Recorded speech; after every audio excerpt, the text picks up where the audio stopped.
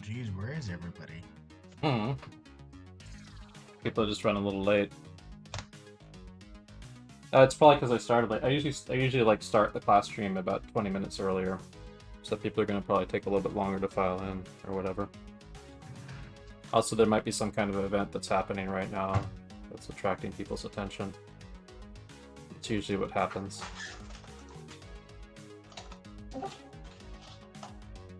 Anyway, so we got a free sketch. There's a link to the free sketch in the Magma Studio link section of my Discord. And so those of you who might be in Twitch chat who are not on my Discord, here's the Discord link. Right there. Yeah, today will be pretty fun. We'll be covering a skeletal kind of figure puppet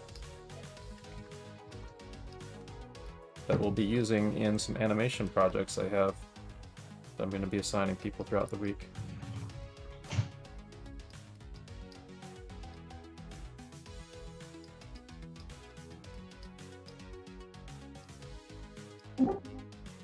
So let's just kind of like freely sketch and freely jam until I'm gonna actually start the time poses and people can optionally draw them if they want. But let's just like loosen our hand and arm up and so on and just have some fun. I can make more drawing spaces if we run out of space here also.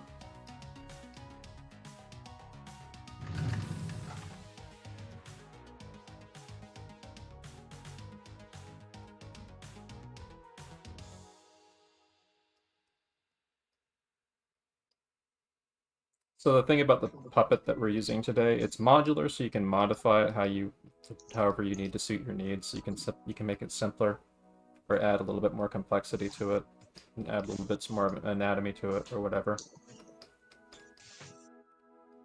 Let's see. You have another instance of the app here. Yeah, here's a giant image right here.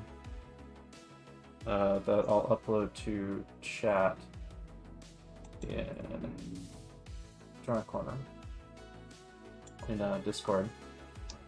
I did this much earlier this morning today as warm-up for what we're going to be doing today. These are all invented figures. I think there's a couple of them that are done with observation, but these are all invented figures in a thing that I just uploaded.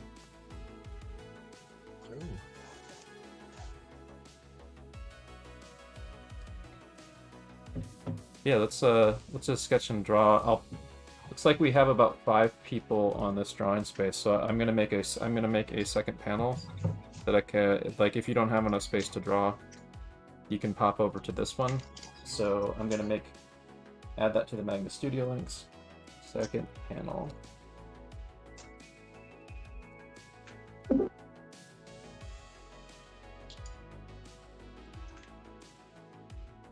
First panel. There we go.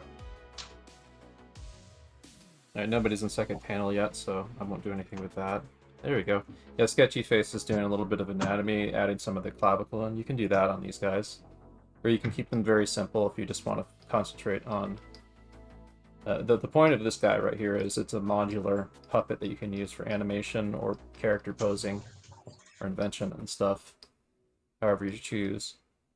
You can make them more simple and expressive, or you can make them more complex, or you can start with the simplicity and then layer the complexity onto them.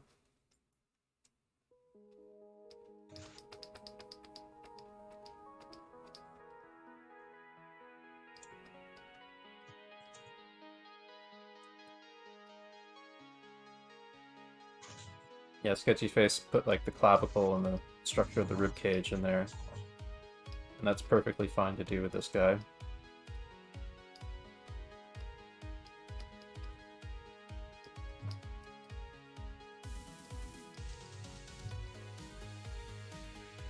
Looks like someone's joined over to number 2, so I'm going to throw that up on the main screen also. I can't seem to... Can't seem to what? Get mag... I'm trying to draw, but it's nothing showing up. Are you selected on a layer? Do you have a layer? Have you created a layer to draw on? I'm not sure. Yeah, check the... Yeah, so Here, let me show you on my screen real quick. I'm gonna flip it. So let's see here. Okay, so on my screen in Twitch. So you see that highlighted layer right there? Hold on, I'm not Actually, what's your name? They're like Trey. I'm Trey. Yeah. All right. So to create a new layer, you can hold Shift N, or you can click this little thing here, and you create a new layer, and then you click it to to start drawing on it. Make sure you have a brush selected and stuff. You might have like an eraser or some other tool.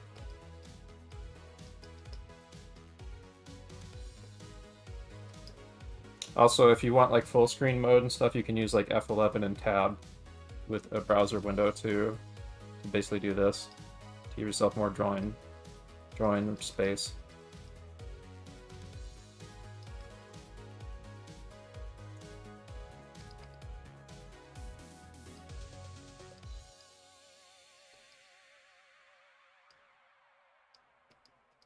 So what time is it? Yeah, it's 5:20. I'm going to give us about like 10 minutes to kind of screw around with this stuff before we start into a figure drawing set. So I'm going to set a timer for about 10 minutes. Okay, Google, set timer 10 minutes. And we'll start a figure. 10 minutes, and that's starting now. Right now it's just free sketch. So we can do whatever, whatever, before the class begins.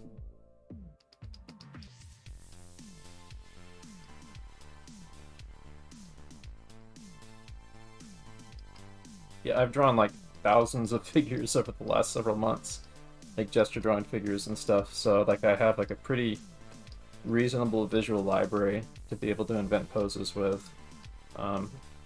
If you don't have that yet, then definitely do a lot of observational figure posing. And just because I've done that doesn't mean I should slack off on doing observational poses either. But it does mean I have a pretty good range of being able to invent stuff if I need to. And I can always build on that too by doing more.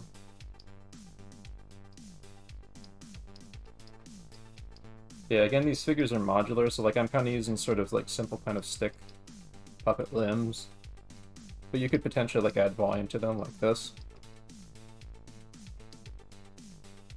or you could do like kind of simplified anatomy structure or something for like a version of this kind of puppet.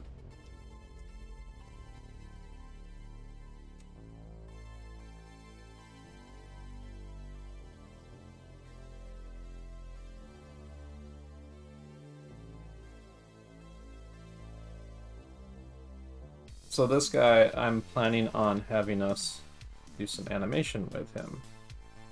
And I'm going to be working on some animation with him tomorrow. Spacedad, what are we doing today? We are doing this guy. I've uploaded in Drawing Corner chat. We're using a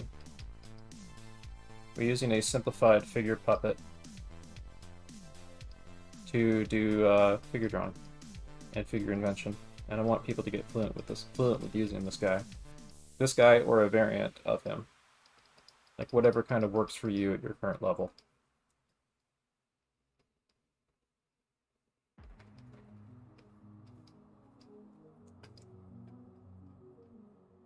So what this guy is, this is based on like a simplified figure puppet that Disney animators use for like more kind of more figurative characters, as opposed to like more cartoony characters.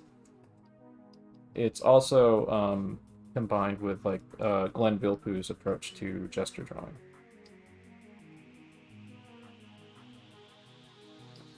But this is a functional puppet that you can use as like a starting point for creating character poses. Like you can put just about any character on this guy. You can even like modify the proportions of him to make him like more like a monstrous character or more stylized cartoon character. Like, example, like let's say you're animating on like a Robert Valley animation or something with his like absurdly long legs. You just modify the proportions to fit the proportion models of a stylized show like that, like these obscenely long legs.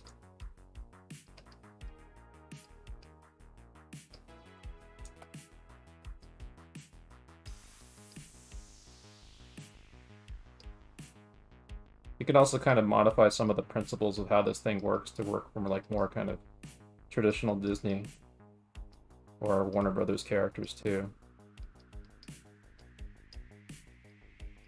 Kind of a bad example, but I mean, you can kind of see how these things are modular, basically.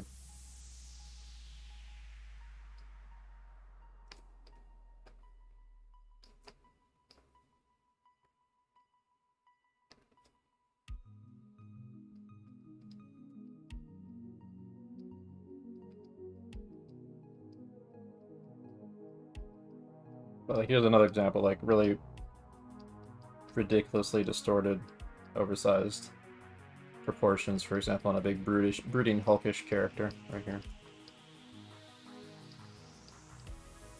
But it's using the same character puppet, just a little bit differently.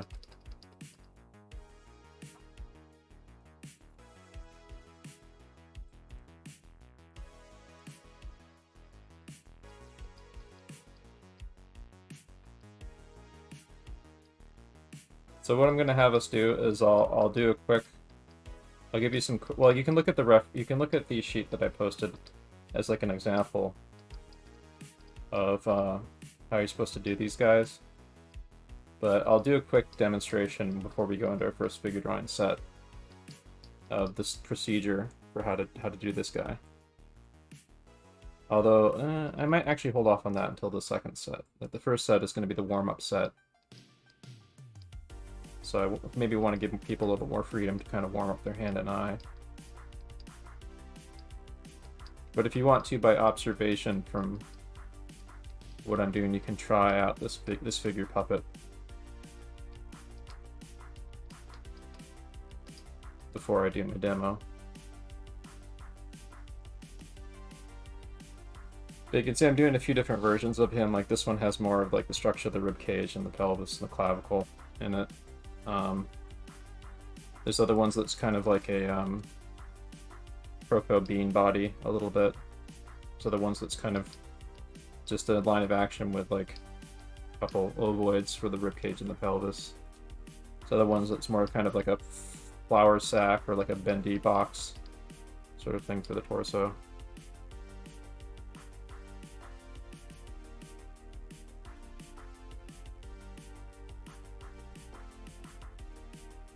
Let's see what people are doing over here. No one drawing here yet. I just managed to get it to work. Oh, he did? Okay. Yeah. So we're going to be using the Octo class format again tonight. Should be pretty fun.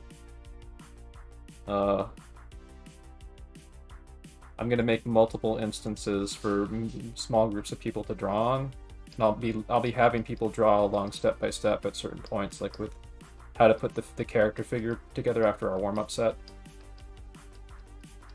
That's what I'm going to have us do. I'm going to have us do a warm-up set, and then I'll have us do a step-by-step demo where I'll have you guys walk through the procedure of drawing this little guy and understanding how he works from a proportional standpoint. Some of it will be kind of a repeat of what we did last Saturday, also, by the way. So I did a demonstration then of figure proportions. And it's good to review it because we reinforce it more then. So keep in mind when you do these guys, you shouldn't worry completely about making them perfectly proportionate, because it's about the expression and the statement and stuff. But you should kind of maybe keep a little bit of proportions in the back of your head as you're doing them. The point is to get fluent with this little guy. And fluent with using him in more kind of quick, subtle, useful ways. Like embedding three-dimensional stuff into him. Embedding action and acting and weight and posture into him. One thing that I'm actually thinking I might have us do tonight is I might get some semi-randomized prompts for different attitudes for people to try to portray. Like sad, exasperated, angry, screaming at a dog, I don't know. Stuff like that. Like, we might do something like that tonight.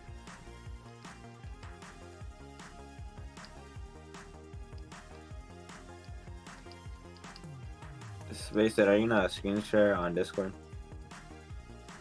I'll see. I might a little bit later. Alright. I'm kind of seeing how it goes right now. The people can like see me drawing in real time here. The only issue, I think, the time. Well, how do you think I should set it up? Like, how do you? How do you? The only thing I'm gonna say is that remember, for us on Discord hearing you live here, there's gonna be a delay on the Twitch side. Yeah. For us anyway. Mm-hmm. I think the biggest thing that would impact, well, like if you are watching me draw from Magma Studio, you'll see me in real time. That's the other thing. So I'm trying to figure out how the best way to work this would be. Well, first off, let me see how many people are in. Yeah, there's only like 9 people in Drawing Corner. It should be okay for me to use webcam, so I'm just going to do that. Oh, thank you for the 50 bits.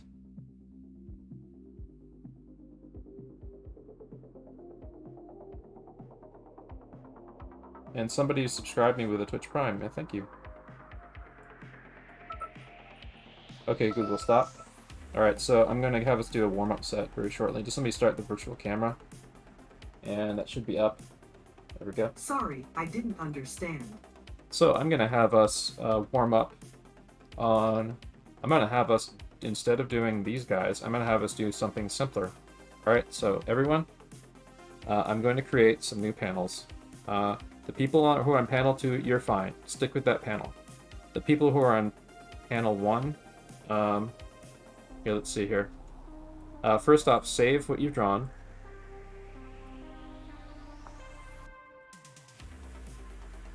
Save an image of what you've drawn so far. And then hide your layer.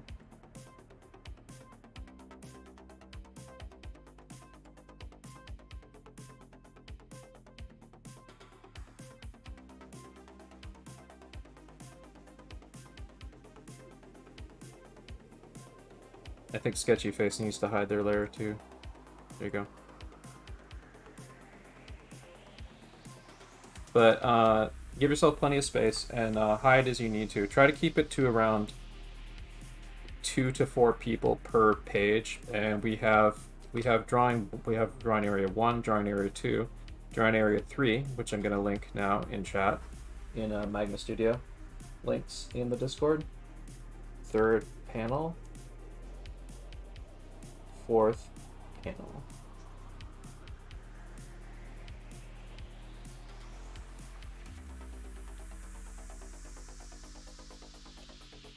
There we go. And now I'm going to do a little magic trick here.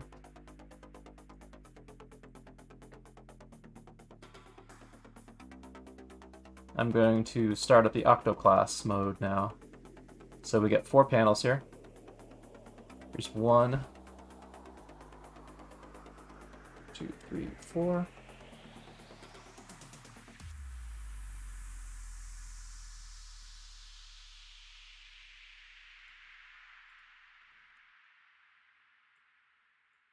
There we go, get rid of that chip. There we go.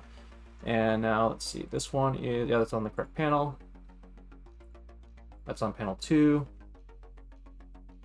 Oops, I've got to close one of my Magma Studio, things. Close that.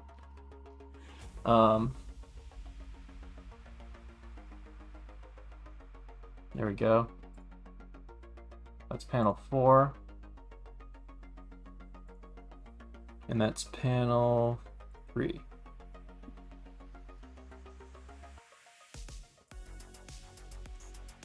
So I'd like it if I could like find a way to get rid of like the chrome border and stuff, so I can make this a little cleaner.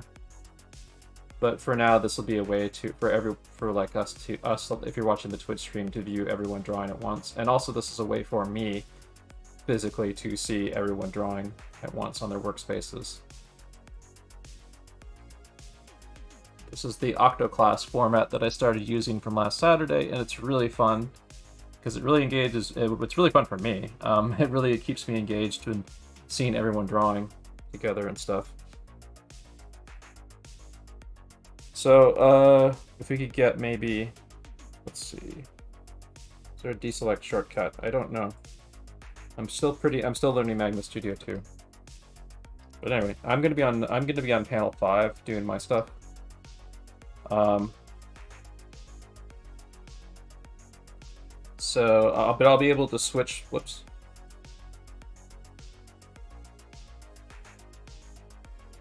But I'll be able to. What the? Is there another panel that I have open that I'm not supposed to?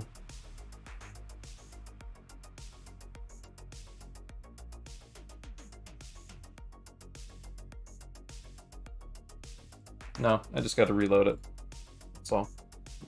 Theoretically, you could open an instance of Edge and Chrome, and it shouldn't recognize both browsers as being open.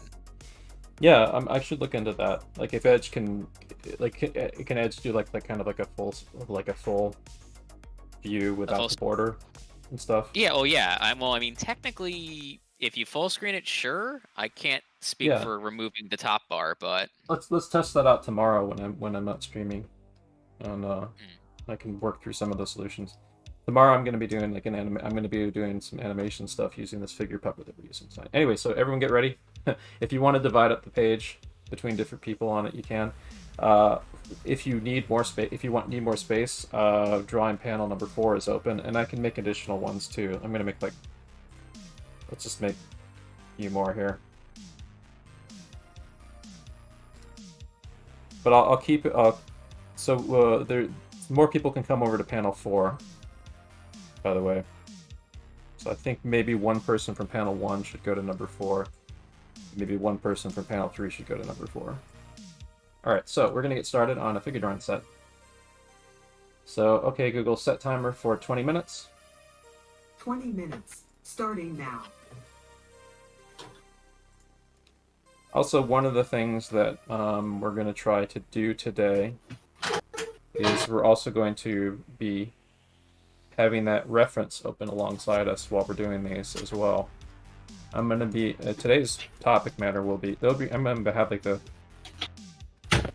have anatomy reference and other things alongside me, but I also want to get like some dynamic figure drawing references. Who's banging around with open mic?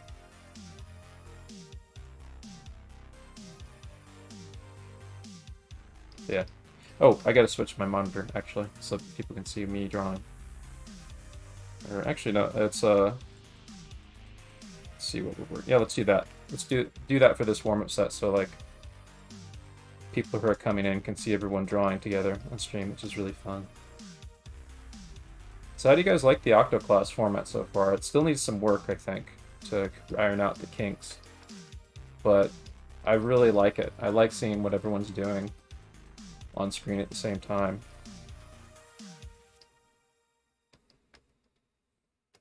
it's better now that I figured out the XP pin issue with Magma Studio now. Oh, good.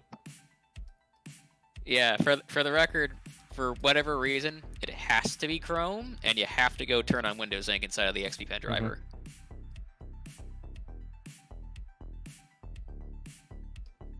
So I was going to have us do the Japanese cuneiform thing, but I'm going to stick with the 2-minute poses, I think. I'm going to invite people to kind of play with warming up their hand too, to maybe do a few line drills. Warm up using CSI a lot. That is C-curve, S-curve, and straight. Because those are the building blocks of the lines we're going to be using this evening. In addition to a few like ovoid shapes and spheres. And maybe a few boxes here and there.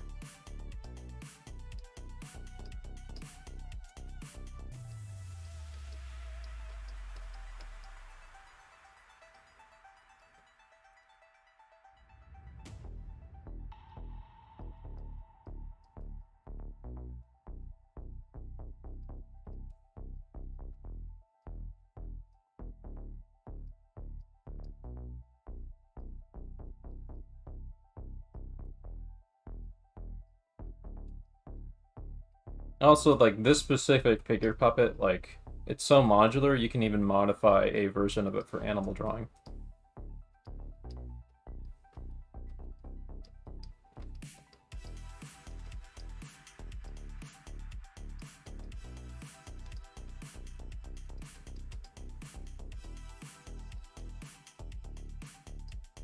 like so.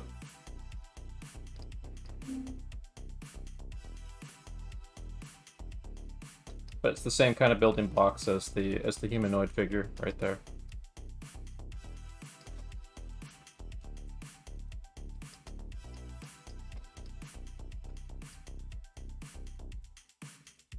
At some point, I am definitely going to have us do an animal drawing session, or an animal drawing class series.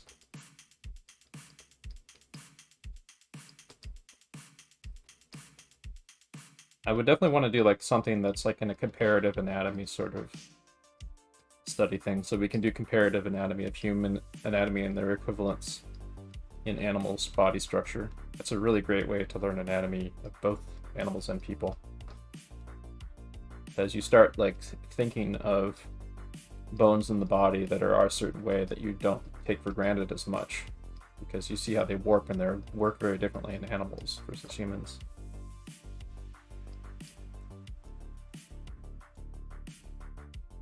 Changes your way of seeing and lets you start thinking of bones as shapes that can be morphed. So this is a very stylized dynamic drawing. I actually hope that we might be able to find, maybe during one of the breaks today, some other drawings about this dynamic, like on Pinterest or something, that we might be able to yoink. But barring that, we have easily more than enough photos to pull from tonight of lots of different subjects.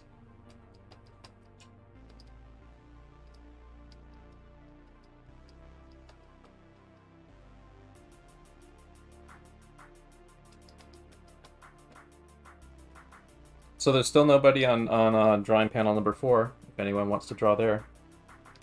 The link's in... Is that the correct link? Let me check that.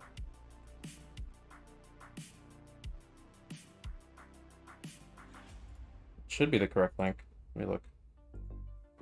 That is... I think that is not the correct link for number 4. So I'm going to edit that. Yeah, that was number 3. There we go. Okay, so 4th panel should be the correct panel now, and you should be able to join it.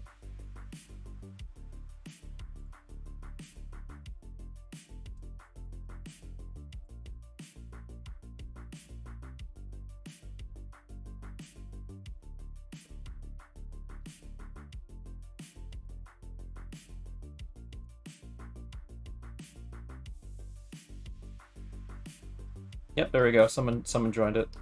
I was wondering why people weren't joining it till now. Let me know if we need more panels too, by the way. I've got more here that I can put in chat.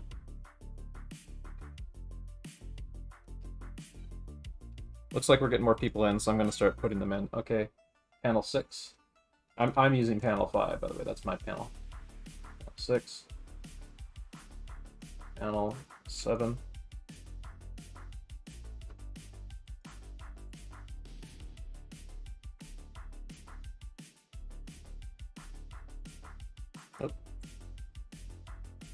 And panel 8.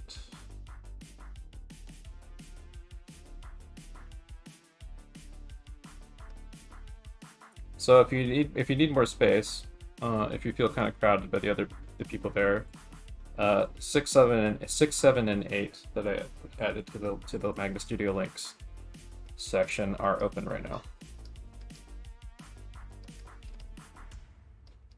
And I can make even more if we really need even more.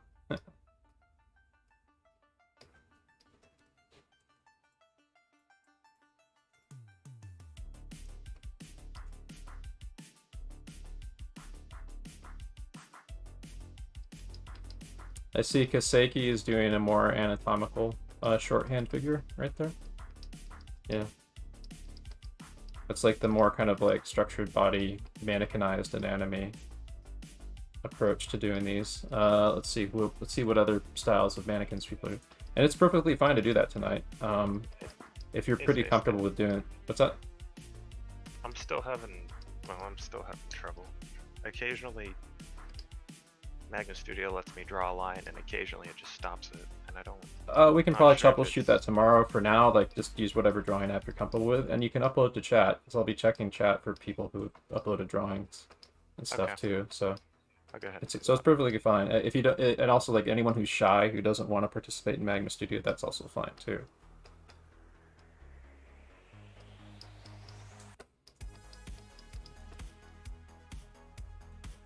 You can maybe create your own Magma Studio page to draw on if you want to draw in Magma Studio, but you don't want to be on camera. Also. I prefer Clip Studio anyway. Yeah, that's fine. I'm gonna be using Clip Studio tomorrow for my animation stuff that I'm gonna be doing. I'm thinking of using Blender in the future for our animation stuff because it's a free piece of software.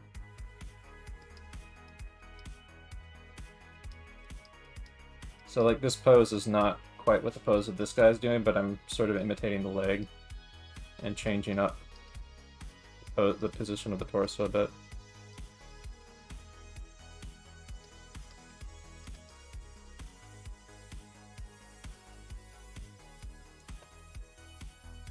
Like if you're just playing with a puppet that just has bendy wires on it, it becomes a lot easier to repose it. That's why I want people to get fluent with this.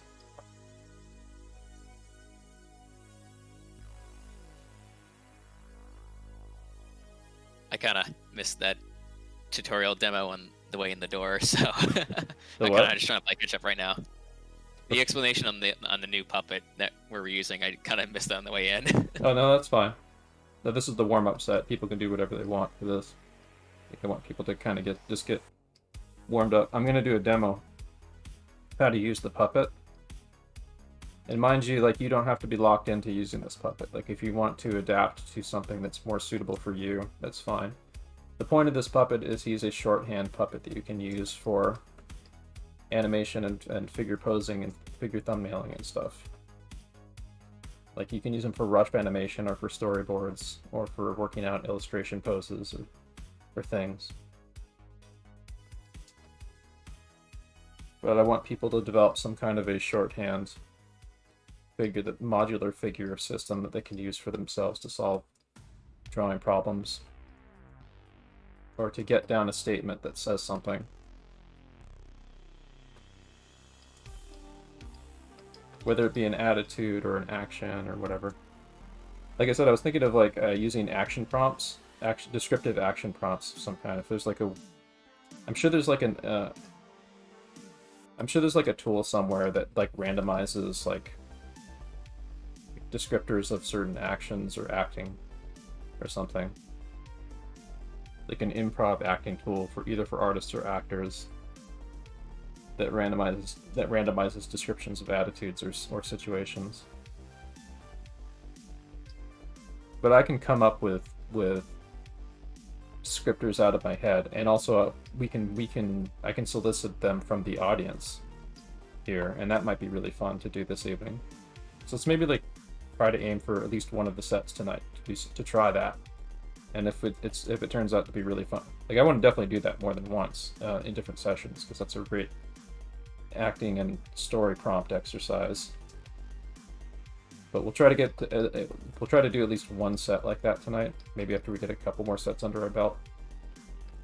And then if it goes really well, we'll probably do like at least 2 sets then.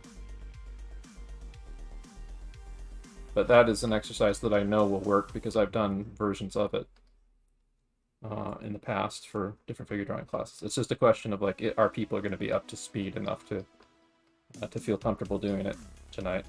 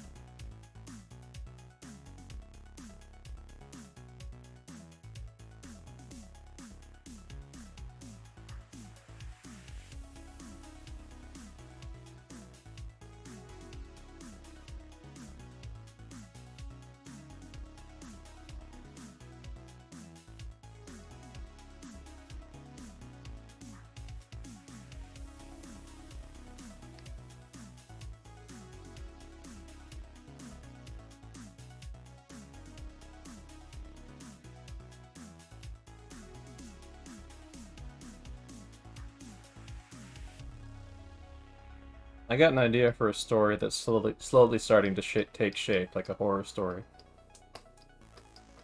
That I was talking about with people earlier in Ethan's Discord.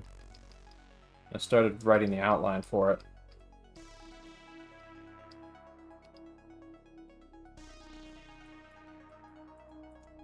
What's it about? I might share a little bit more about it later, but I think I might have mentioned it on stream before, but it's a horror story. It's supposed to be like a kind of a young, want to say preteen or young teen, probably preteen nightmare or something of or like it starts off kind of rooted in reality, but then like descends into nightmare basically, or stuff that would be nightmarish to like an 11 or 12-year-old. And I'm calling it Mr. Muck's Marvelous Machine right now, and it's about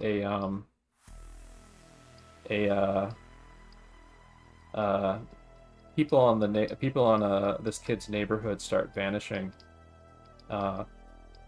and this kid discovers that they're being like conned by like a door-to-door salesman con artist to get them to buy this marvelous machine that's supposed to like buy or rent this marvelous machine that's supposed to like solve all of their problems. It's like a Mephistopheles, something wicked this way comes sort of thing.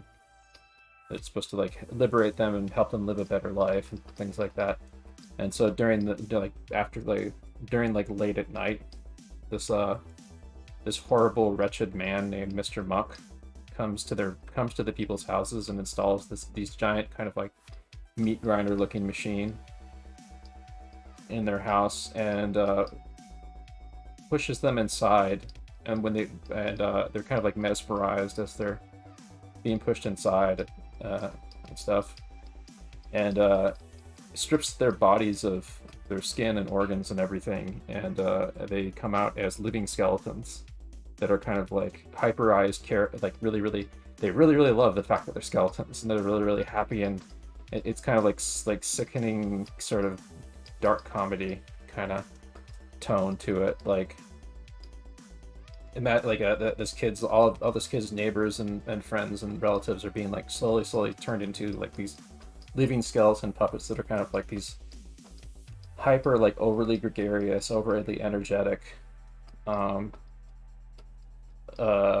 versions of who they used to be. And it kind of has like a little bit of a tone of like, imagine if your neighborhood is being taken over by a cult or something. And as the story slowly devolves like into further and further nightmare and like dream logic stuff, like it starts to kind of slowly unravel that the tone of the story is basically revolving completely around the main character. The main character's name, by the way, I'm calling him Riley. And the story is essentially Riley's nightmare. But it starts out rooted in reality, but then it slowly starts to descend more and more to more like a kind of a kid's nightmare, basically. And I have some ideas for like how I have some good ideas for like basically like the Mr. Muck and Riley basically become like major adversaries. Like Mr. Muck is basically the boogeyman of Riley's nightmares. If this was a story that was happening in reality and this was a literal nightmare that that someone would experience in the real world, Mr. Muck would be the boogeyman of like the recurring boogeyman of like a kid's nightmares or something, basically. But yeah, like even his parents get skeletonized and stuff, and then like there's a few survivors in the neighborhood and stuff, a few human survivors in the neighborhood, and like part of like the fact that this is his nightmare. Mr. Muck and all the other events that are happening around the kid are basically specifically calculated to terrorize the kid. It's kind of that thing where like in the space of the nightmare and the terror of it revolves around you. That kind of feeling. This is his nightmare, basically. But nightmares can be defeated too, and the way that I'm going to be having that happen is the dogs in the neighborhood, as the neighbors start getting skeletonized, it's like some kind of weird dream logic thing where like a bit of the humanity of the neighbors that kind of like would have gone into the void kind of like touched the dogs and a few of the other pets that they own. It's mainly the dogs, but the dogs start to be able to talk, and the dogs start to act a little bit more like people, like with human intelligence and stuff. And so Riley and his best friend dog Soot, there's this black Labrador with a skunk-like streak going down his back. They rally the other dogs in the neighborhood to save the survivors and defeat Mr. Muck. And it becomes kind of like with talking dogs and stuff. It starts to become like really more like fairy tale in tone and stuff, and I really like that. Anyway, so I'm like writing character descriptions, and I'm kind of stringing together. I'm like doing a rough plot outline of the beats of the story that I want to have. There's like some scenes I've kind of roughed out ideas for. There's a dinner scene that's kind of a little bit of Texas Chainsaw Massacre in it, in that like it's a big family dinner where like all these skeletons, like the whole entirety of the neighborhood and Riley's family has been like mostly skeleton. Most of the neighborhood and Riley's family has been skeletonized, so they're all at the table, and Riley's at the head of the table, and Mr. Muck is just kind of hovering and leering behind him over the chair as his skeletonized parents cut some steak for him, and the steak is like the face of one of the neighbors that got skeletonized. Yeah. Okay, Google, stop.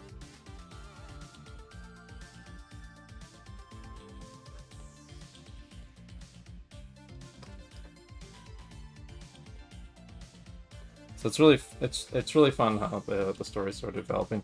I actually got the idea for it seeing the cover of a Roald Dahl book that had nothing at all to do with any of this, and it was just like an image that really struck me, and then it just kind of set off a series of ideas in my head.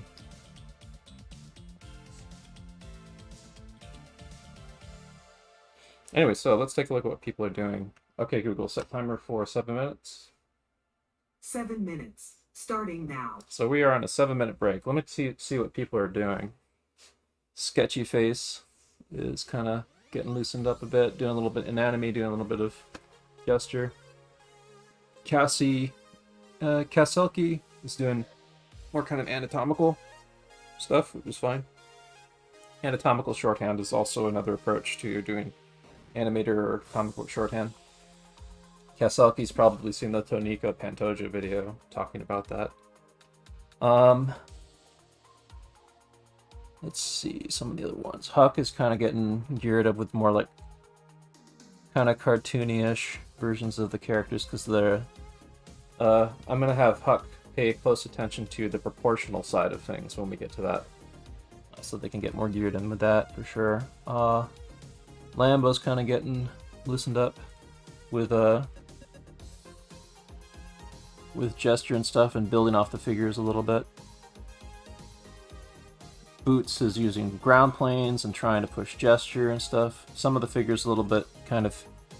Raboots is some of the figures look a little bit kind of like you kind of were running out of space. Raboots, I'm going to actually have you consider moving over to panel number 8 so you can have more space to draw at, because I think I think potentially it might hold you back to have so much I was kind of cramming myself a bit. Yeah, if people feel cramped, I can just make way more panels for people to draw on. Or if you feel really cramped, I would suggest just start drawing on your own app, and then you can upload to chat. Like, you can do a few drawings, maybe. An idea would be you could do a few drawings here, and then when you start running out of space, just move to your own app or something. Or traditional drawing or something. But we have more space on panels 7 and 8 and 6 right now. What's going on 6?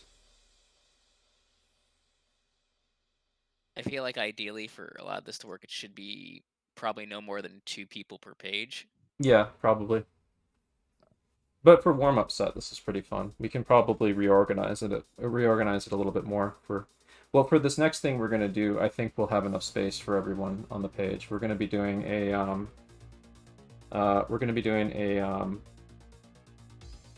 here, one sec, I'm going to save this image. We're going to be doing a draw along with the figure puppet that I'm having people do. So first off, I want people to check out a couple of sources that this stuff is coming from.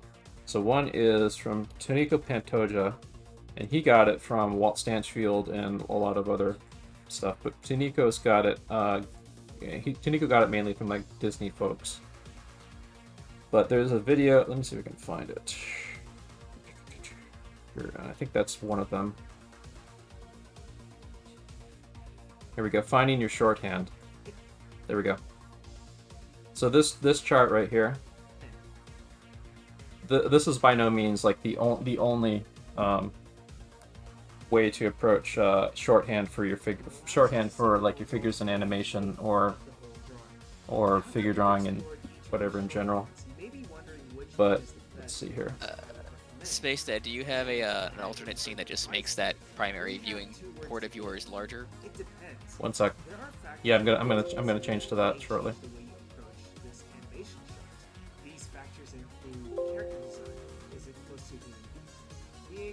Oh god, I hope I don't get boinked because there's audio from this playing. But I'll have to cut this segment out if that's the case when I upload to YouTube later. But let's see here. So I'm gonna link that in chat, in Drawing Corner chat, and I'll change on OBS. This is everything's gonna be kind of scuffed on when it comes to switching stuff at OBS because I don't have an off-screen monitor right now that I can use. So you're gonna see me going manually into OBS a lot to swap things. But anyway, here, look. So what we're using right here is mainly C today. So there's A, B, and C. We actually went over some of these last Saturday with some of the demos I did. I think I saved some of them here. Yes, I did. They are somewhere up here.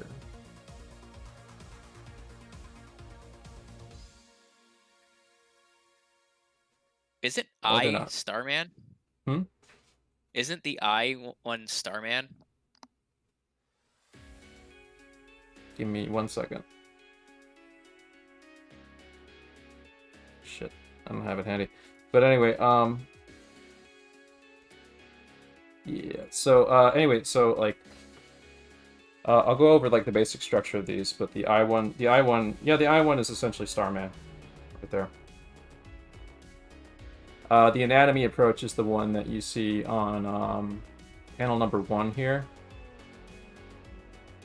That's panel number 1. The person on the right is doing the anatomy approach. But yeah, you can also like the building blocks. He doesn't really show it off here too well, but the building blocks ones includes cylinders, and it also includes like cubes and stuff. I think Pigwidgeon has a little bit of some of the building blocks approach going on in what they're doing. And of course, these are completely modular. Like you'll have aspects of some of these blurring over into other ones of these and stuff. And you can potentially start with one of these and then build some more off to it. This quick and loose gesture one right here, this one's a useful one. You'll see a lot of Sakuga animators deploying this, especially if they're working really quickly. Like this one is almost kind of like just done really, really rapidly to get a quick impression of the figure and the motion, and you don't really care about constructing it too much. But the one we're going to be concentrating on today will be C, but there will be blurring between different aspects of all of these. And so where C comes from, it comes from classical Disney, but it comes also from Glenn Vilppu. Glenn Vilppu's drawing manual. His approach is actually based on like old masters stuff, but Glenn Vilppu's drawing manual, if you can get a hold of it, however you can, I'm not going to judge. Because I think it's out of print right now, but for some reason, it's normally like you can get it for like $20. But yeah, his approach is this kind of very loose gestural puppet, basically. What we're doing is basically, okay, Google, stop. We're basically doing this, but we're being a little bit more decisive about the body and the angle of the hips and shoulders and stuff.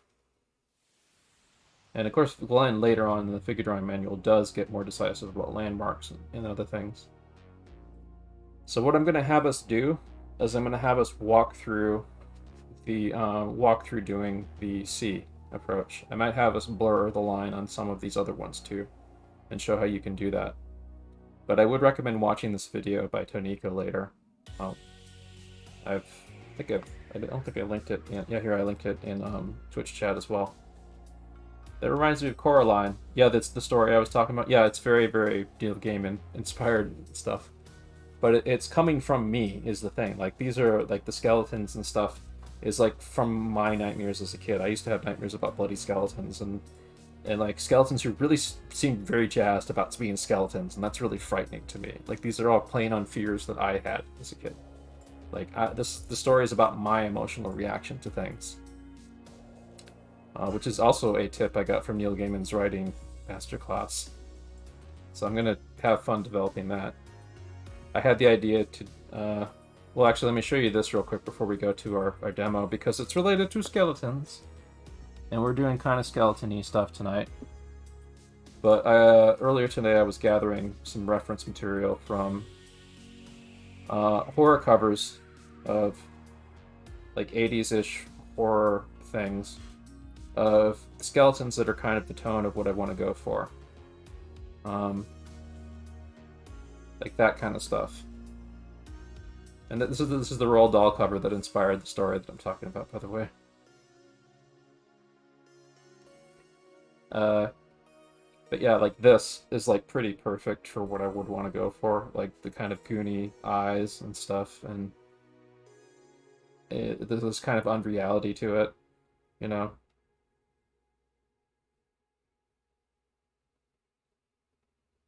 This one's a little bit kind of more of the humor end of things.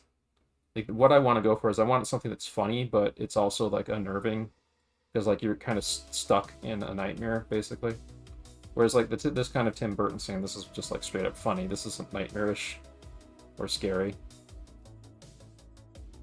And this skull right here, I don't know what this is from, but and this is this panel I found out of context. Just like this expression kind of that almost looks like on the skull's face is kind of the attitude that I kind of think about for the skeleton characters in the short story I'm thinking of. And this right here encapsulates some of the sick humor that I want to go for with it. So I want the story to be funny, but also like this is something that would frighten me horribly as a kid if I was like being terrorized in this situation, basically. So anyway, yeah, funny but creepy at the same time. Exactly. The tone I'm kind of going for, because there's going to be gore and stuff in it, is I wanted to make it a horror story for adults, but from like a kid's perspective, and let's be real here, or more like a Japanese kids horror, because Japanese kids horror does not pull punches on blood and gore. And I'll prove that to you, right?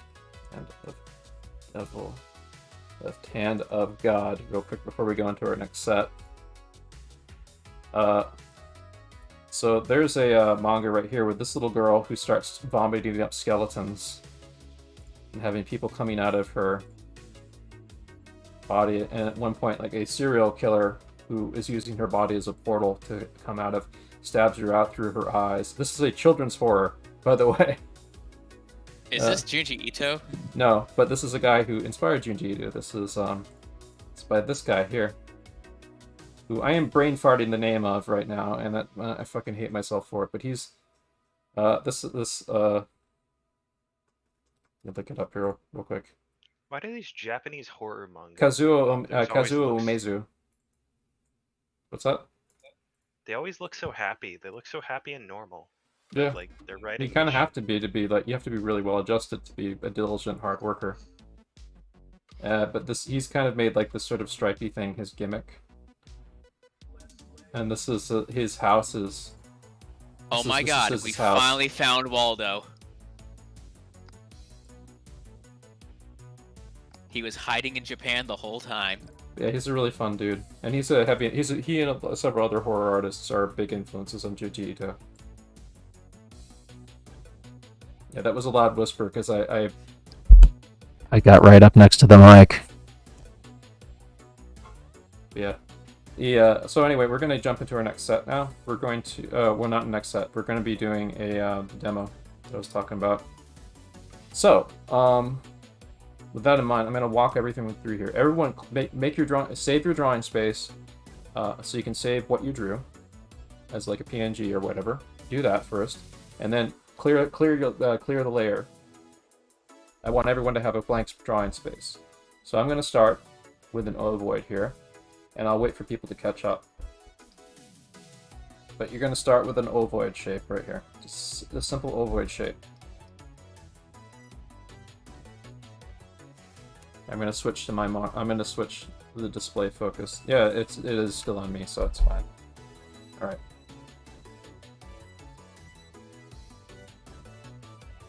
I may want to turn down the music a little. There we go.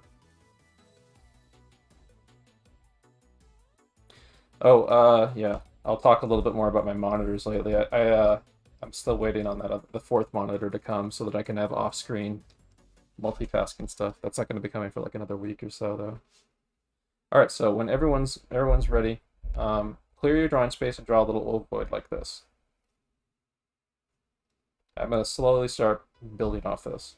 So the next step, you want to create a little kind of cross on the ovoid. Like what you're doing here is like here's it from another angle. You're doing like this kind of ellipse thing going through it. If you need to do ellipses like this, do that because you need to think of this as a 3D object, basically. You need to decide what direction it's facing. So like in this case, the line is curving over the face that way and this way, so we know what direction this is facing. This is the side plane of the head, right there. So we get that. We'll crisscross telling us what direction this is facing. This is facing us straight on. So the next thing you do, we're going to be doing kind of like something that's sort of a blur between a line of action and the spine. We're kind of combining the two because this is a shorthand figure. So we just get this. This is just basically the pit of the crotch is going to be somewhere down here. But so what I want you to do is to kind of, we're going to be using a 8 heads tall or 7.5 heads tall figure, roughly. So this can be either somewhere between 8.5 or 7.5 heads tall, but you're gonna have like, so for me, I'm going to be doing 8.5 head. I'm going to do about like 7.5 heads. So you want to measure out your head.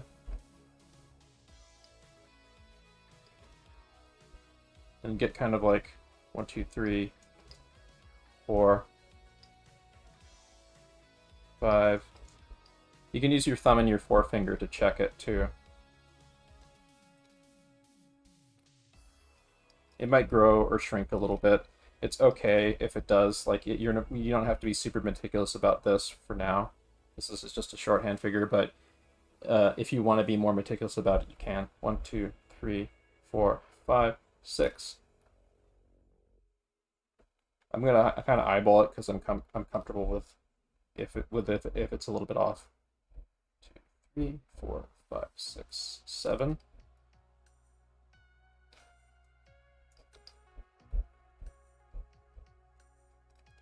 And now I just need one more, or specifically 1/2 of one. So I could go to 8. 8 would be more like kind of like superhero proportions, but 7.5 is a little bit more kind of my speed for these.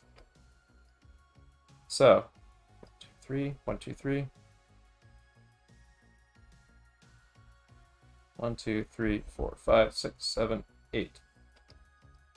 So that's going to be where the bottom of the feet are on my figure. Right there, about there. And if you're doing 8 heads, and you do this. But now you have like a unit of measurement you can use to generally gauge like where your halfway point in the figure is, basically.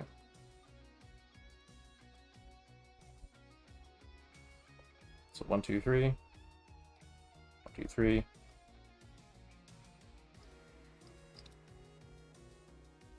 Halfway point is going to be about here.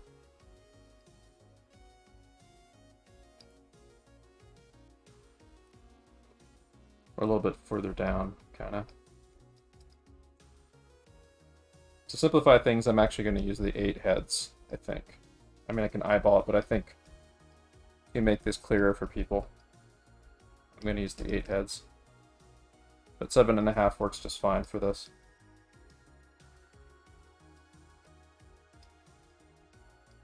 So that's where my feet are, about where my feet are going to be now. That means the halfway point would be about here.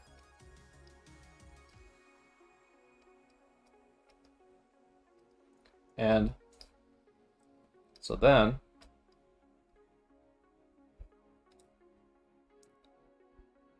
you do is the bottom, roughly the bottom of the rib cage is going to be one head down and like roughly about another half head down. That's roughly where the bottom of the rib cage is. So for the pelvis is going to come up to about, oh, I want to say 2/3 or 3/4 of the head up from the pit of the crotch there.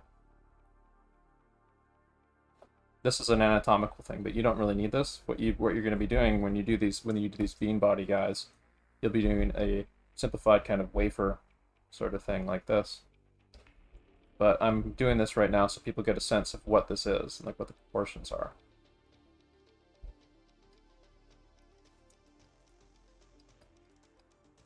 So for the legs, you use the corners of the pelvis right here as your anchor points. And we're going to need, these are not bent knees, so we're just going to use straight lines for these for now. I'll show you how to bend them when we get more into like freer poses of these guys. And again, we are really heavily simplifying things, so we're just going to use the corners of the top of the cube of this rib cage that we drew for the shoulders. And these arms are roughly about 1.5 heads, I think, in length, which is roughly about the same, pretty close to the same length of the rib cage. These swing outward from the rib cage right here. So just know that like your elbows come up to about like the end of your rib cage when you have your arm against your body.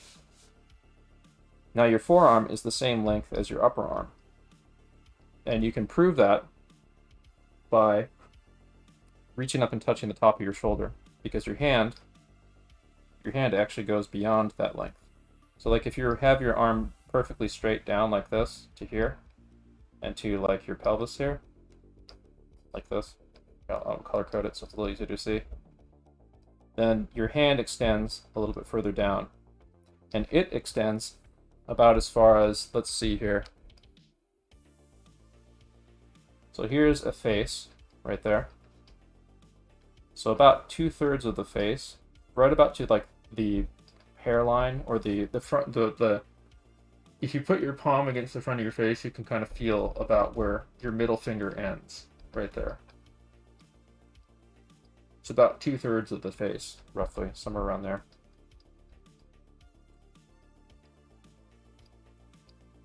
So knowing that, you can use your thumb and forefinger to like measure that out too.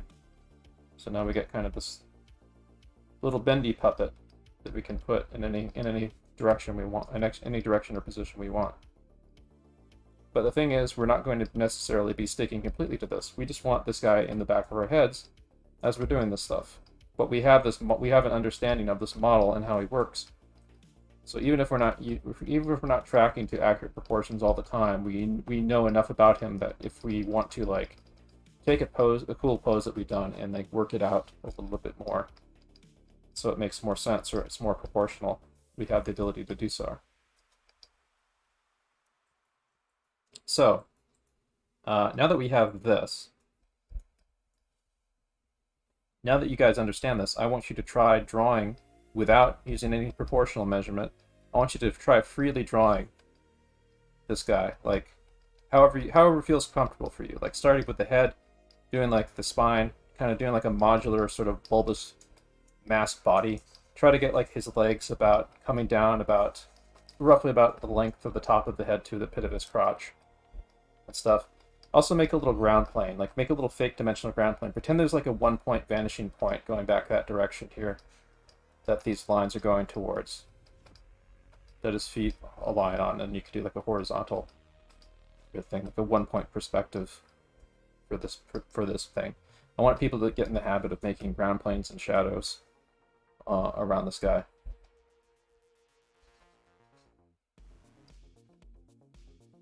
So now that you understand like the basic proportions of this puppet, I want you to be able to comfortably use him in freehand. He's not going to be 100% perfect when you do him like this also, and he should be, because the point is to be free with him. You can always nail down those proportions later. You want to get like better in the ballpark with him, but there's going to be times when it's fun to push him and exaggerate him too, and you'll sometimes break and bend the puppet. The point is to get really used to using him and getting really fluent with him. And an example of that is on the sheet that I did a warm-up on this morning. Like, these are all invented poses right here. I want you guys to do this on your own outside of this class, like this kind of stuff, either with the puppet I've shown you or something similar to this. Invented poses, poses from observation, poses that riff on things that you're seeing. I want you to play with stuff and start like playing with personality and action. Like if you have like an idea for an action and stuff, like you can push like these figures are great for action, because you can like put thrust into them, you put bend into them, you can make them dynamic, you can give them mood and expression and attitude, and you can give them a sense of weight and stuff. I want people to have fun playing with these guys and be inventive and creative with them. And the more you use them, the more you'll get better at utilizing them as a tool. And they are modular. Like you can use these as a starting point for a real figure, like a real drawing or a real character that you're going to do. You can put just about any character on top of this guy. But what we're going to be doing this week is we're going to be learning how to use this guy, and then we're going to be using him in some animation exercises, which will also be modular in that you can make them more complex if you like, or you can keep them simple so you can keep them focused. But we'll be using this guy freely to get fluent with animating with him later this week. So have fun with him, draw him lots, get used to using him. You will over time you will see new ways of using this guy or puppets similar to him, or combining him with other puppets and other approaches. So another thing I want to go over real quick is contrapposta and bow and arrow. Didn't cover bow and arrow last time, but I did cover contrapposta. So contrapposta is also known as counterposing, which is it appears in some of the limbs sometimes too, but it's mainly about the tilt of the shoulders versus the tilt of the hips. Like the most common way you'll see this manifest is something like this, for like, okay, this leg is going to be more straightened out because it's carrying the weight right here, but this leg is closer to the ground because it doesn't have as much weight on it, and it's like slacked down and stuff because it's not really ramrod straight to carry the weight of the hips. So it's kind of like this, the heels up off the ground right there. And the body will be bending like this. So there's two things going on here. First off, there's contrapposta. He's counterposing. I want you to look in the figures that you're drawing for examples of counterposing. Like that martial arts figure that's on screen right now. Here's the counterpose right here. Tilt to the shoulders right there. There's contrapposta going on in that martial arts pose he's taking up. In order to like balance yourself, you need to use a contrapposta. Even like very straight, like a straight-on figure like this, in real life, someone standing like this is going to be favoring one leg or the other, and they're going to be very subtly counterposed, because that's just how your body works. So the other thing I'm going to talk about is the bow and arrow. And I want you to look for this too. The bow and arrow is a stylized abstraction of how the bend of the torso works. So like that guy right there, we might stylize his torso like this. The bow and the arrow is a way to simplify how the torso bends. You get the arrow here, and you get the bow out here. It's a simplified hyper abstraction that is really good for quick shorthand for describing what a pose is doing, basically. And you can develop it more. Like this helps you make a stronger statement. But you can use that as a foundational element to build into other forms. Like, for example, you got these two. Let's say you're representing the torso by these two amorphous spheres. You can kind of push into that more to stylize the bend the bend and the crease that's happening here versus the stretch. There's this compression happening here on that side of the torso versus this side of the torso. Last thing I'll mention is, well, I'm not going to go into too much more into anatomical landmarks. I think that might overcomplicate things tonight. But for the just know for the another very important thing about this is there needs to be a center line. The center line can also appear on the back. Usually on the back, you'll often have like little indications of like the shoulder blades also, if you're including those. Or you can include a little triangle at the top where the butt is for an indication of the back versus like the front. The front is going to have a peace sign on the ribcage, indicates the bottom of the ribcage opening up, whereas the pelvis, you can use a little triangular GPS system like this for the front of the pelvis, and of course you use the center line.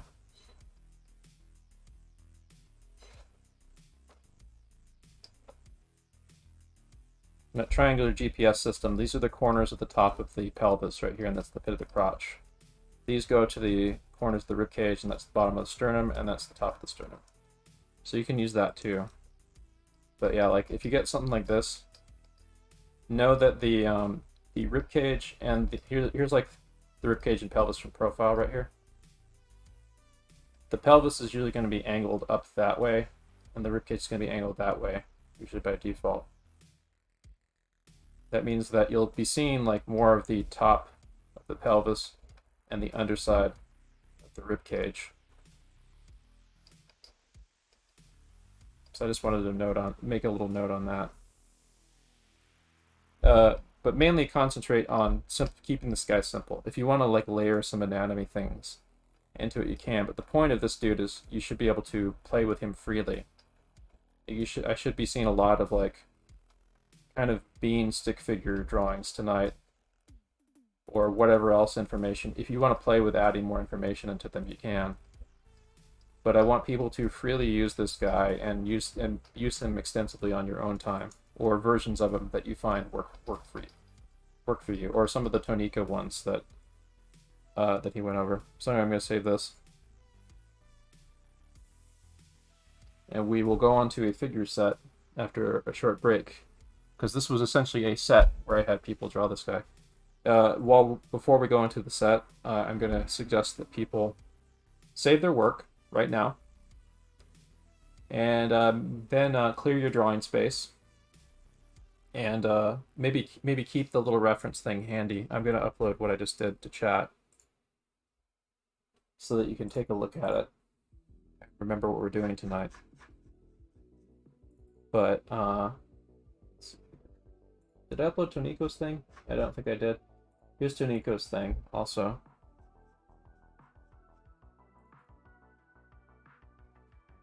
And for good measure, here's the warm-up set that I did using this puppet.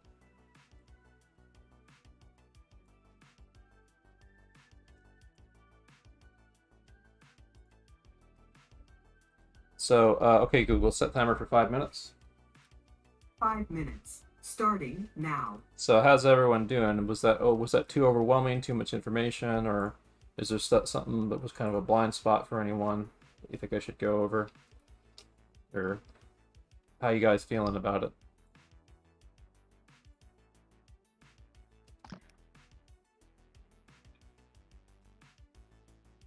So, I mean, is there any clear way of kind of just indicating the pelvis, like just the direction of it? Yeah. Yeah, you use the center line on the front of it. That's one way. Another is you can make the pelvis into a box form, and you can also use like that kind of dish form that I've shown before in other classes of like this sort of thing here. Well, here, let me make a new panel because I don't want to, because this is my demo panel. I don't want to add more to it. There you go. So like, there's a few different ways. Like, well, like say like if you're doing like the big modular body like this, you just you indicate the direction of the hips a little bit by usually by the center line. Like for example, if it's straight on like that, but if you got like a torso twist thing going right here, like the pit of the crotch, wherever the center line goes to, becomes a way to indicate the direction of the hips. So we know from this, for example, that the torso is twisted. Oh, here, let me find maybe a good.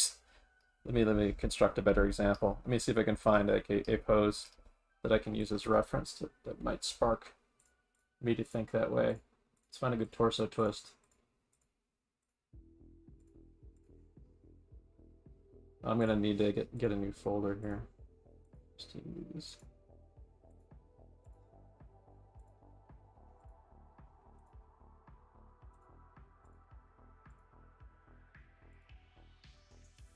This will work. Okay, so like we know the pelvis is more facing towards us, but the top of the shoulders and the top of the pecs are like tilting away from us a bit. So like if we use like the kind of bean body approach on this dude, like we'll start with like a kind of a line of action sort of thing. The line of action is not our center line. It's kind of establishing just the general direction of the pose right here. We sometimes, when we're doing these, we sometimes combine it with the spine, but the line of action isn't always the spine. So then I decide that like the entry point of my center line is about here. That's like right the pit of the neck, and then like the crotch is somewhere right here. So we know that this torso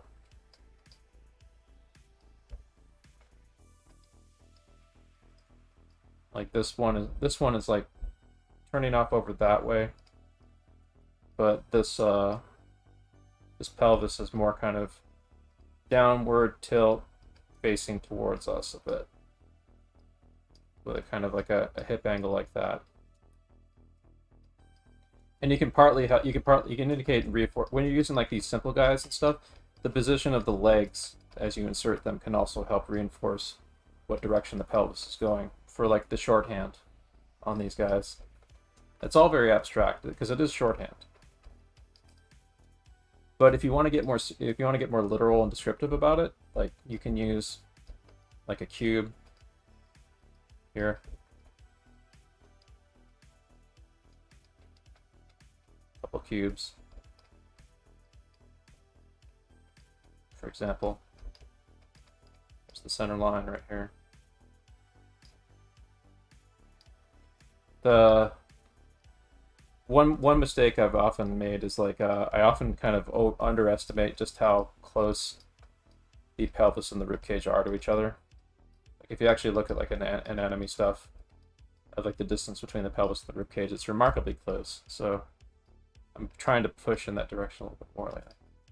So there's like that. You can also do this, like this is something from Glenn Vilppu's drawing manual. You just have like two balls, and then you sort of you make like kind of a twisted mass of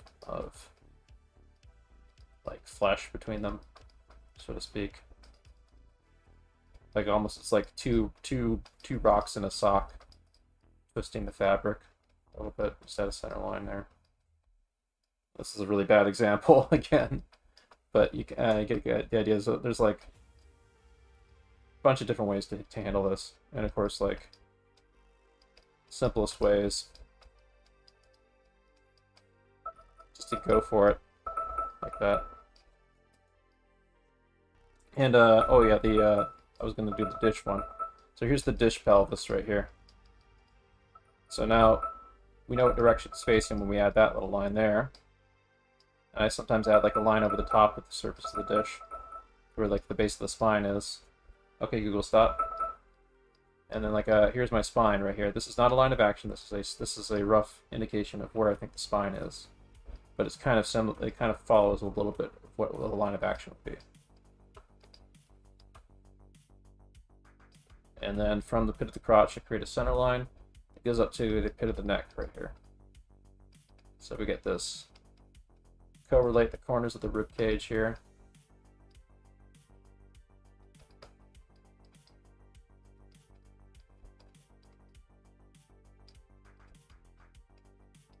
So we get something along those lines.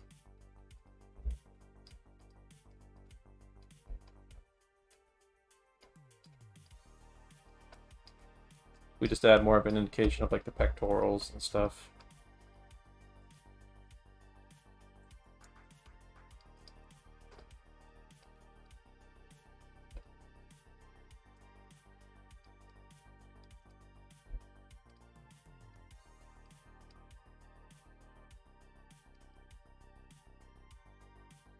Anyway, we're gonna get started on another set real quick.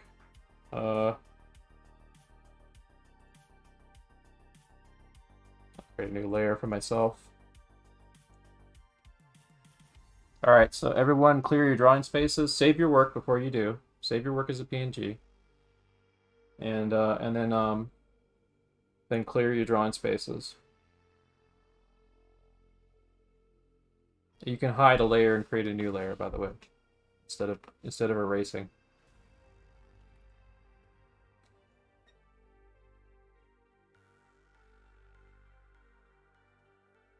Yeah, Brad Boots is showing in Discord chat that saved the layer when you saved that instead of saving the instead of saving the no, thing as a no, PNG. that was literally the snipping tool doing that. Oh, so you I copy have paste. no explanation for why that happened. Oh, it's copy pasted the thing as an image, clearly as a bitmap image, transparent bitmap layer. All right, so if everyone's ready to go. Also, we have nobody. If you need more space to draw, drawing space number 7 is open, and there's only one person on drawing space number 8.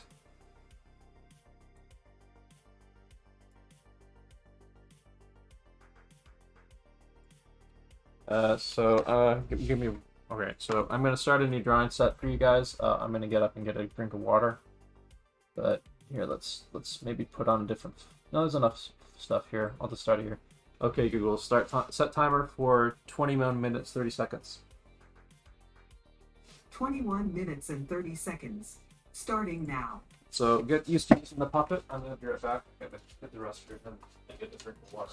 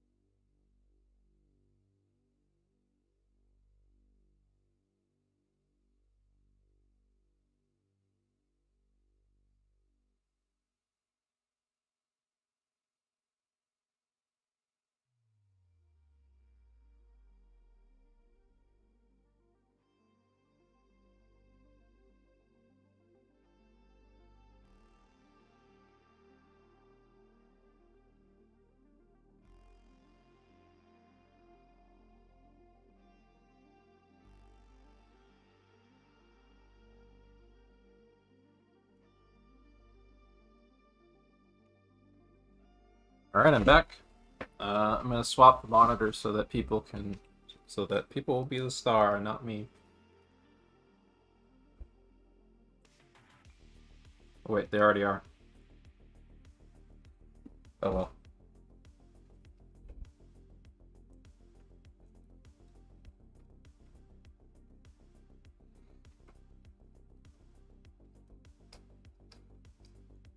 Alrighty, like, feel free to keep, like, especially if you're pretty new to this, I would want you to kind of favor tending to draw from the model from observation, but if you need a little time to kind of, like, like take a detour and do an invented puppet, or just run through the procedure of drawing the puppet. You can do that too. Doing like an invented pose or whatever.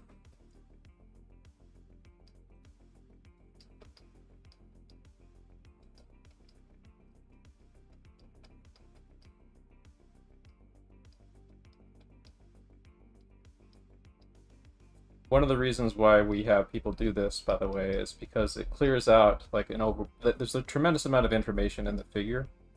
But if you're trying to indicate like action or like just basic posing and stuff and attitude, you kind of need to clear the board, so to speak, of all that overwhelming information, so you can just concentrate on like the stuff that matters the most when you start a drawing, which is the basic statement of the gesture, like the basic action, the basic weight, the acting, the attitude, the posture. It's a great starting point, and it's a great tool. Like if you get really fluent with these, you can just like invent tons of poses out of your head. You get fluent from them from like practicing inventing with them, practicing modifying them and pushing them, practicing them from observation, from existing poses and stuff, and trying to adapt them or trying to use them to exaggerate existing poses.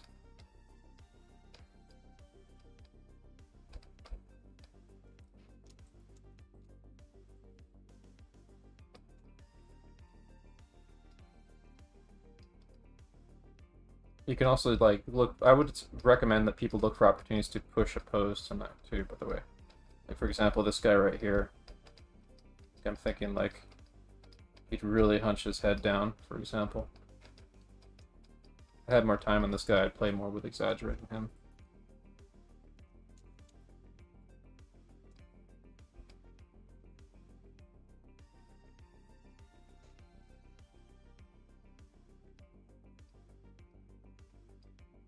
Thing about exaggeration is okay, you practice the rules of perspective and you practice the rules of proportion and structure. Okay, now break them.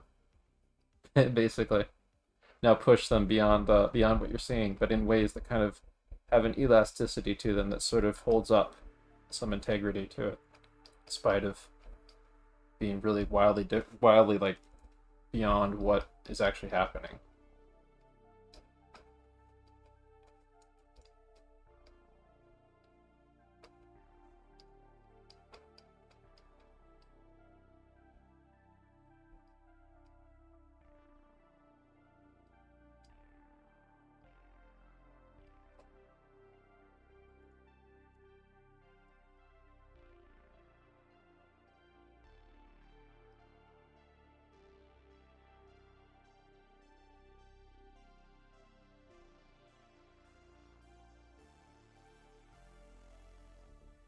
Yeah, get in the habit of including like a little like you can do the ground plane. There's a few other things you can do. You can do like a whoops.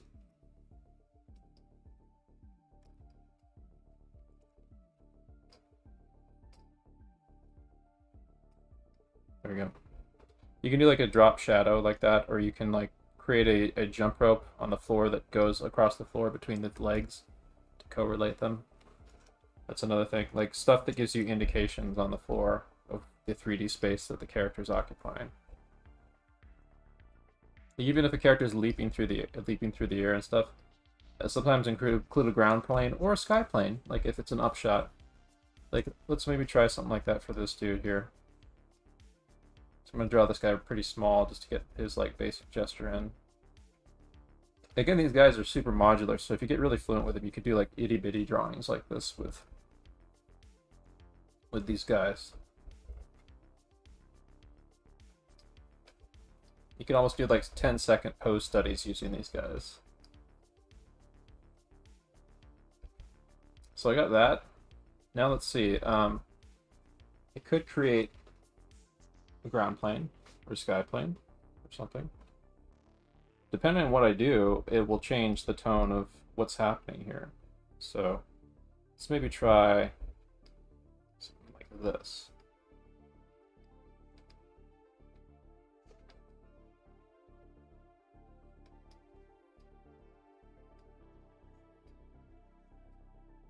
Just randomly throwing some extreme perspective up on him.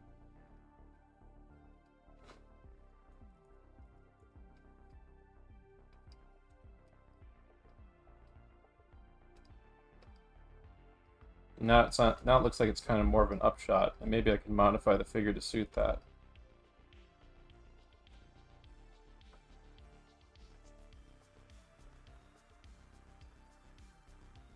What's one of the rules of perspective? When stuff gets closer to you, it's larger. When it gets further away from you, it's smaller. So I'll just take that and modify it. This hand back there is going to be really small. This leg is going to be a little bit bigger coming down, but this foot is going to be huge. Maybe add like a curve here to kind of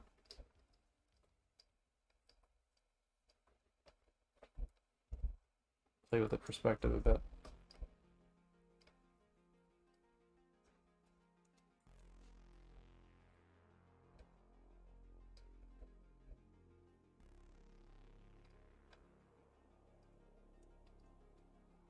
This lady is very well balanced.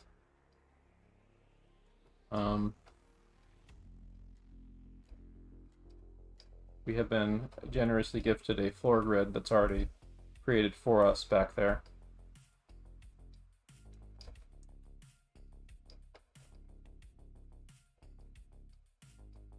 Also, come up with whatever strategy will work for you for getting these down. Like in my case, I'm use like a line of action curve right here to kind of get the general gist of things. And now I'm going back in and sort of trying to feel right for her.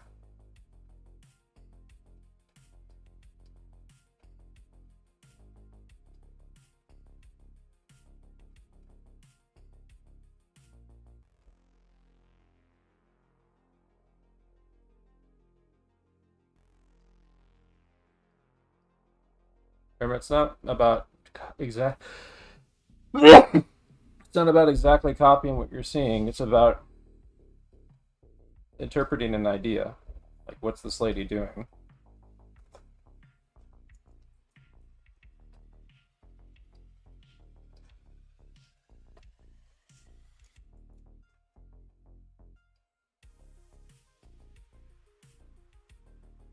So I did a quick thumbnail of her.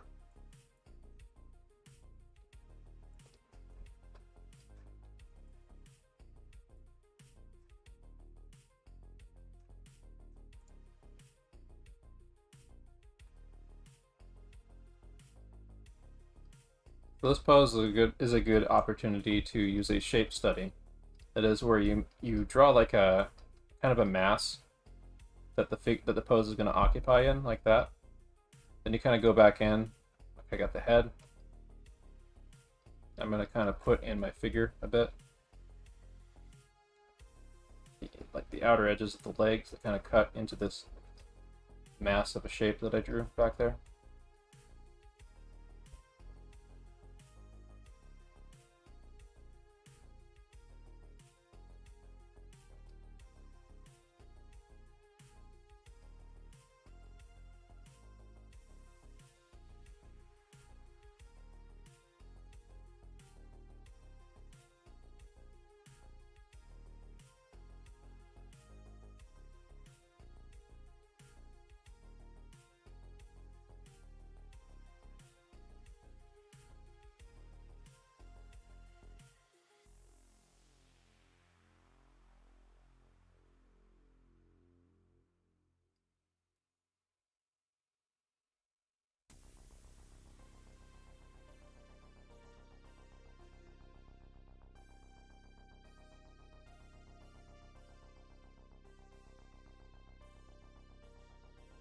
There we go. Now I got a pose that's like not out of the ballpark for a storyboard thumbnail.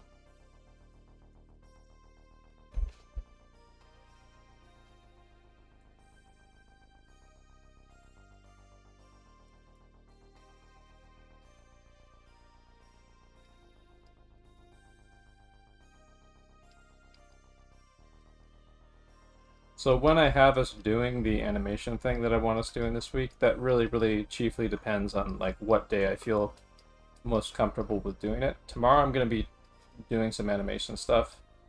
One of the things I definitely want to do this week is I want to do some kind of anatomy study class where we have like an anatomy reference and we're walking through a procedure of laying down pieces of anatomy together.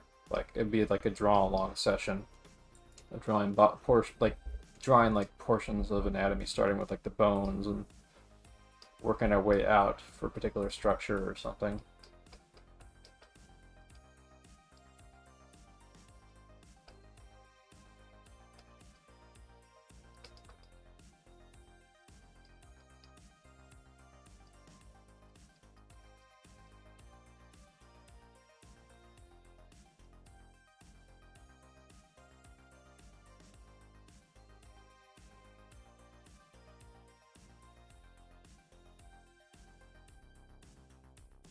The habit I've been trying to instill in myself lately is to have like some good reference open up to me next to me.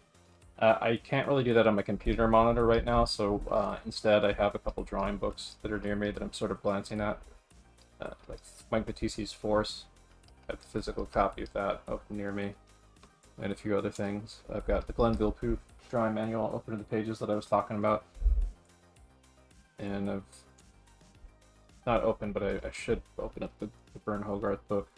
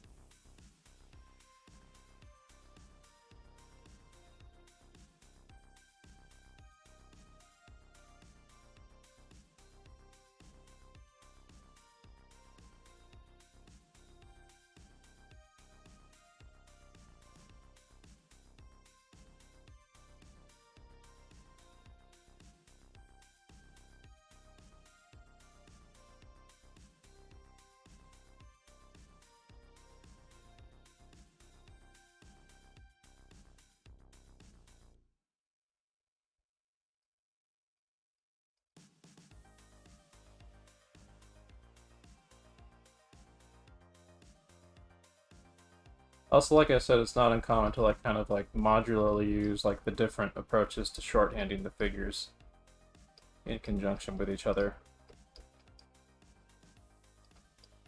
Like you might use the stickman approach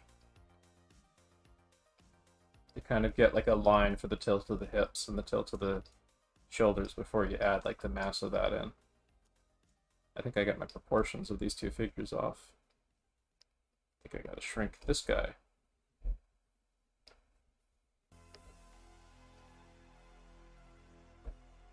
Yeah, that's a little bit more like it.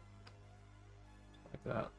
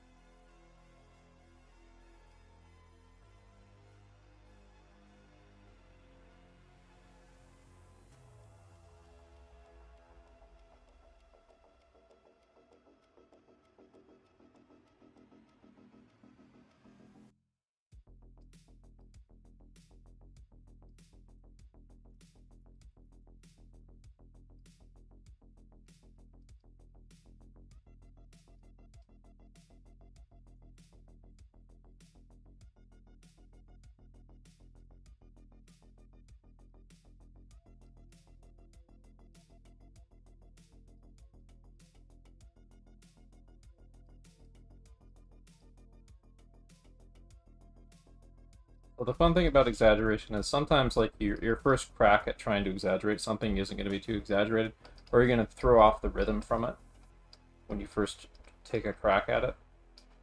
Like and what I mean by that is like you try exaggerating it, and then like somehow like the rhythm of it doesn't really hold up, and it looks just awkward. It doesn't look exaggerated, even though you felt like you were trying to push it. Sometimes you have to do that a few times before you start really successfully exaggerating something. It takes a little bit to click.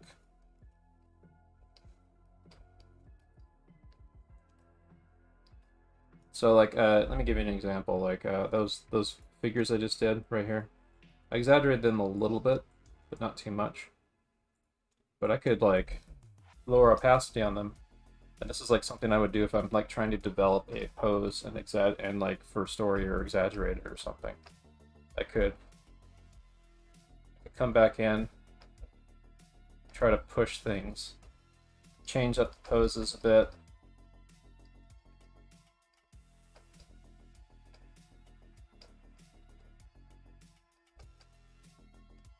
Get more energy into it.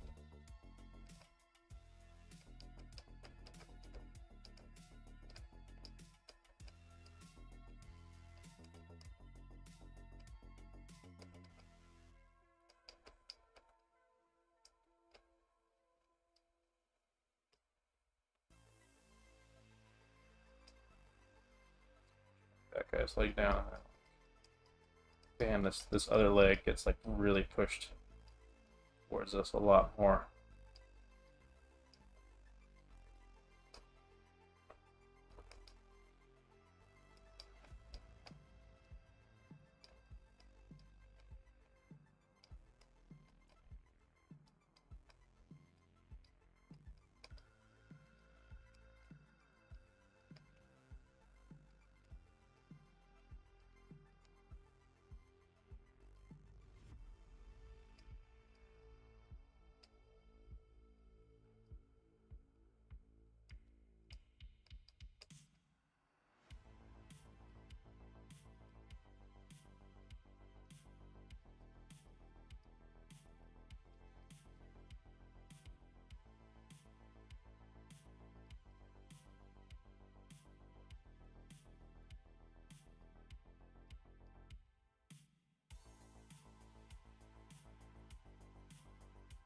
Yeah, and then you can go even beyond that too.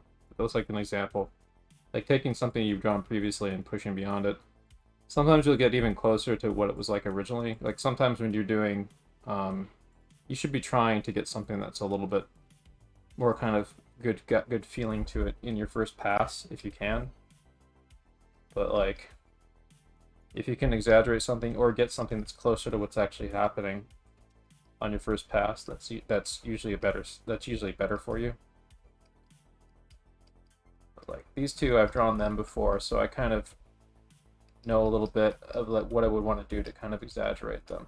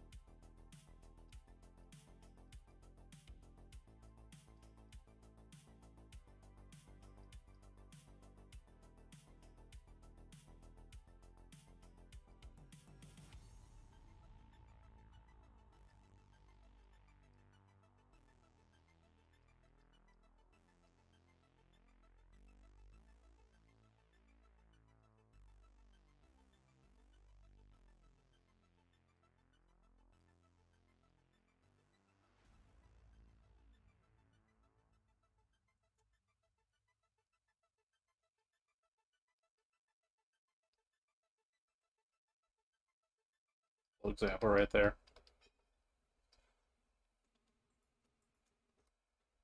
This guy here. Starting with a really strong shape definitely helps too.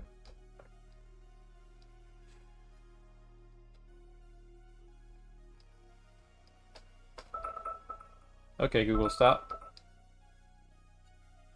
So we'll pause on this guy.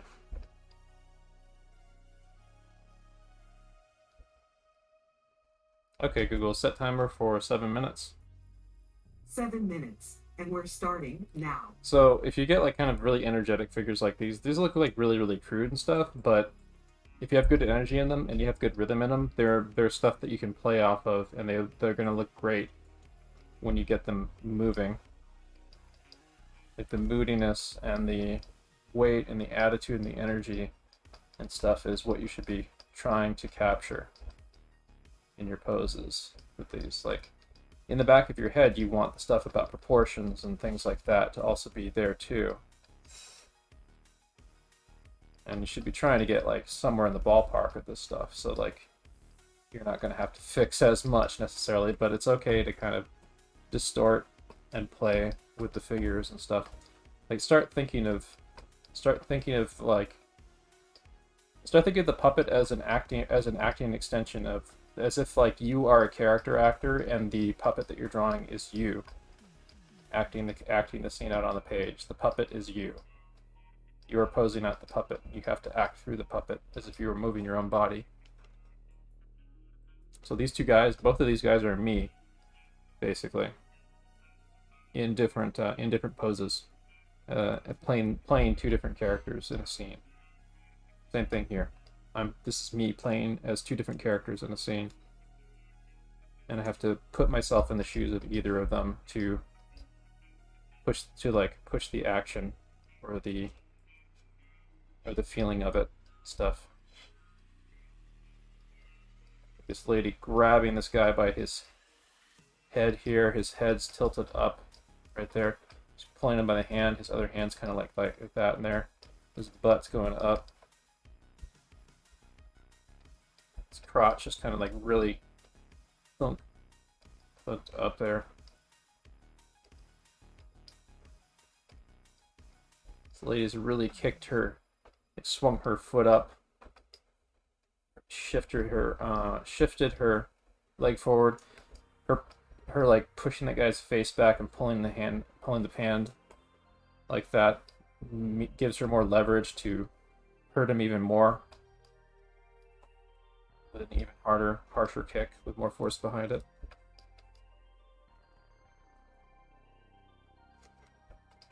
And I'm like exaggerating him coming up off the ground.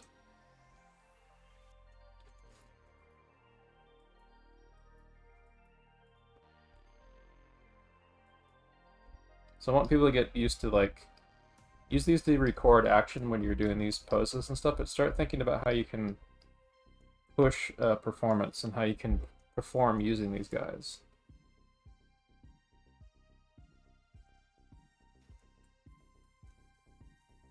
And I'm going to save a PNG of that.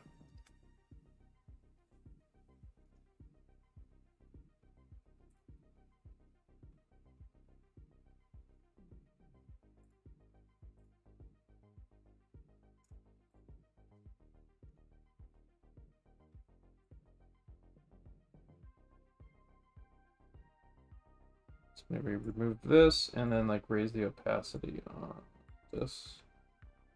Save another PNG of that.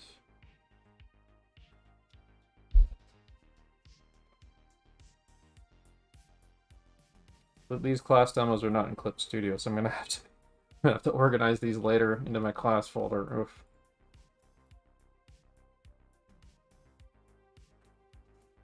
Or no, what I can do is I can, as I've got Clip Studio, I can just like I can import the PNGs into Clip Studio and save it as a Clip Studio file. That might work for later. Yeah, I'm gonna do that now before I forget. Because I want to keep a record of this stuff for here. New. Okay.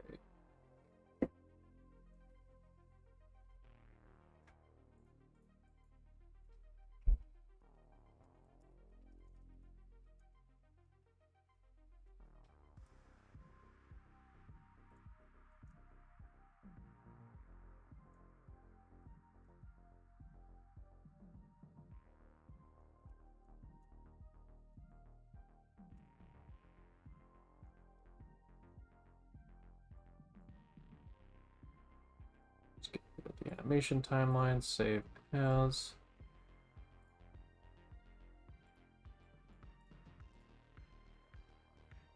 Oops.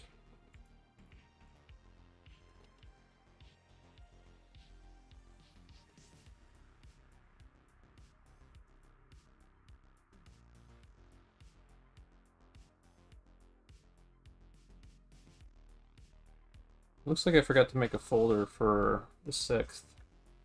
Should definitely do that. It's 2021 class demos.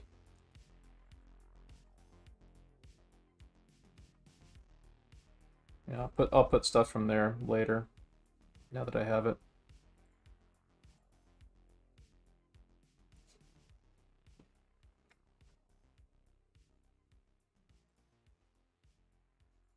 All right. Oops. Just open these files that real quick that I've used for today.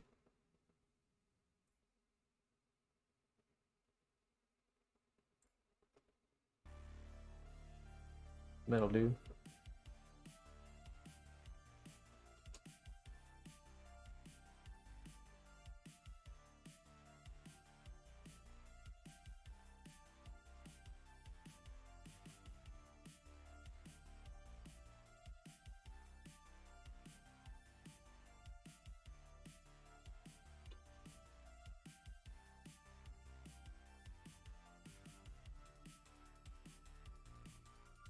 Give me a second, I'm just gonna make sure I can get this saved before I forget.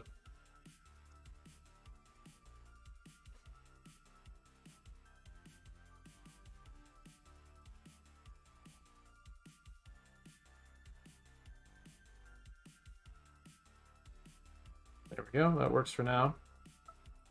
Okay, Google, stop. Yeah, good timing. Alright, so we're gonna do another set. I need another sip of water, but we're gonna start another set. Let's see here.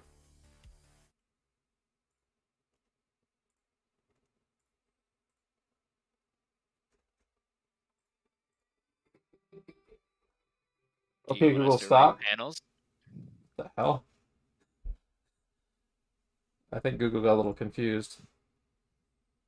Alright, so everyone clear your panels. Save your work, and then clear your panels. We're gonna do another set.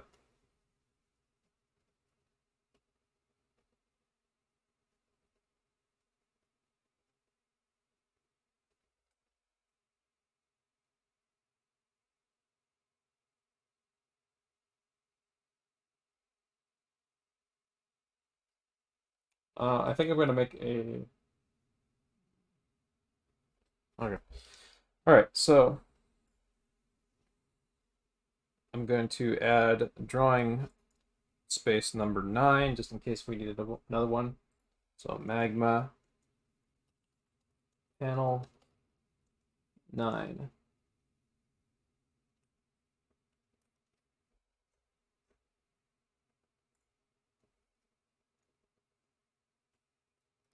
There we go. I put that in the Magma Studio links section.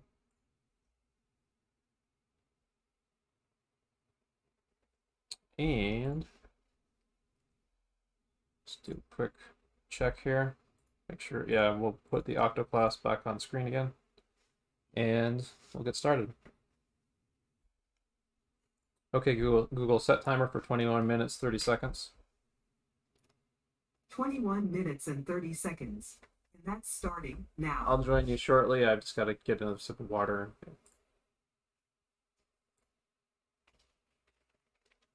Okay, I was about to say you didn't, but play the Twitch was just lagging.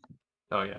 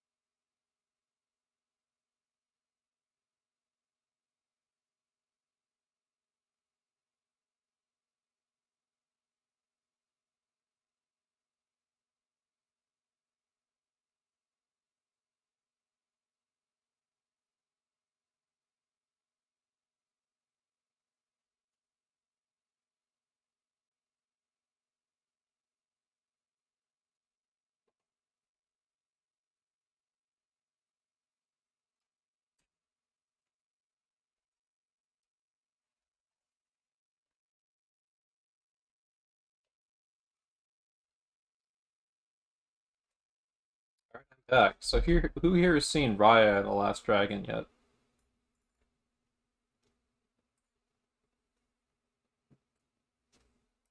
I'm just curious. I have not. I've been saying not- it over and over. Go ahead. Sorry. I'm not paying for it if it's gonna come out on Disney Plus in a month. It's already out on Disney Plus. Yeah, you have to pay for it though. Mm-hmm. In any case, I've seen it, and it's really fucking good. I would say if you are willing to pay that much, $30 on Disney Plus, if you already have a Disney Plus subscription, by the way, it is worth it to see it right now. It's worth that money for it. But if you don't want to pay for that, that's fine.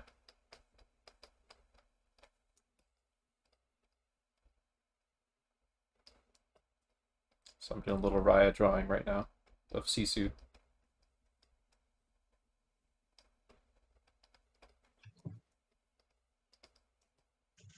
Little detour for me.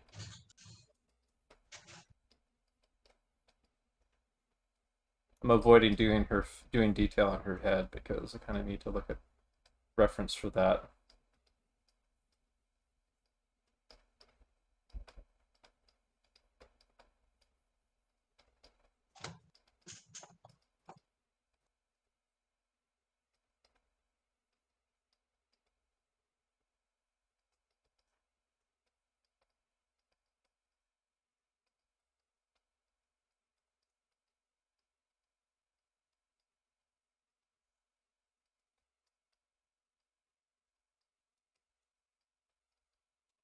But I wish I was still working at like the Disney parks just so I could see like the kid like Disney princesses are about to get way more interesting.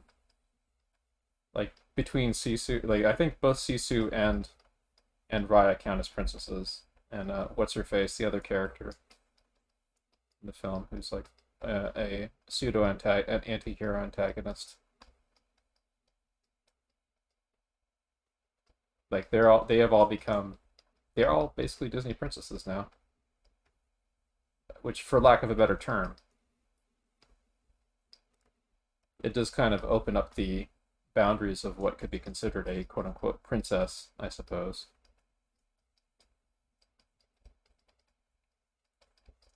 But like I'm just imagining. I know there's gonna be like little girls dressed up as like after COVID, of course. Little girls at like Disneyland dressed up as like Avatar: The Last Airbender, looking outfits and get-ups and stuff of Raya and so on, and like little girls with like Sisu hair color wigs, or parents that let them dye their hair in Sisu's outrageous like creative girl colors.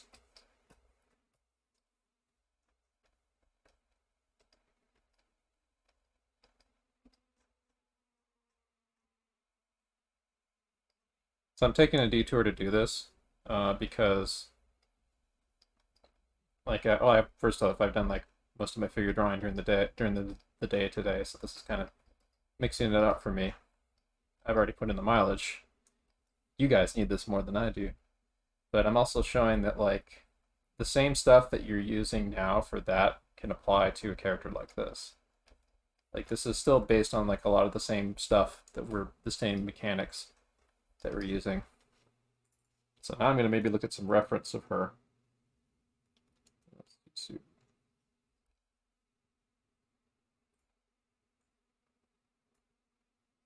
I'm going to like draw her like horribly off model and stuff. It's going to be fucking great. This is not the first time I've drawn her. I drew her yesterday too. Let me see.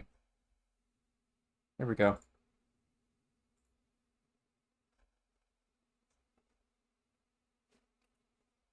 Let me put focus on there.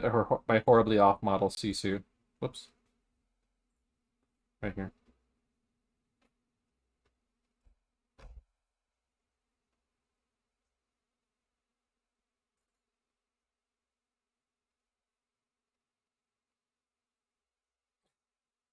Yeah, and this I as for this, like, don't this right here, don't ask. Yeah, first attempt at drawing Sisu. Jesus, I mean, look at this sheer amount of figures. Like, I want to see like people fill up their sketchbooks with lots of these because these are really fun to do. And you should transmit this kind of energy into when you're doing other kinds of characters. Like, you can come up with a shorthand for a specific character that you'll be drawing, like pages of like this kind of stuff to get used to their character model. Like, I could maybe do that with Sisu right now. Either I could do expression sheets with her if I really wanted to learn her face a little better, or I could write Sisu concept art.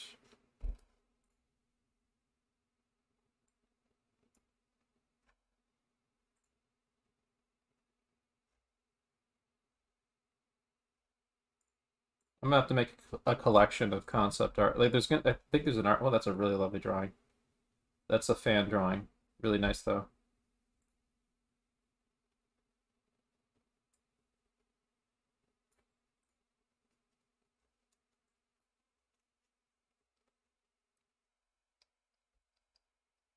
So let's see. I'll keep it simple because like I just want to like play with the mechanics of like kind of how her face works. I'm gonna not inherently not get it on model because there's like little subtle. Well, first off, I need to get warmed up for like this kind of Disney character head drawing, and also there's lots of little subtle things that are going on with how her face is structured that are gonna go on really uncanny valley and off model inherently until I kind of like learn them a bit. So I'm gonna keep it simple.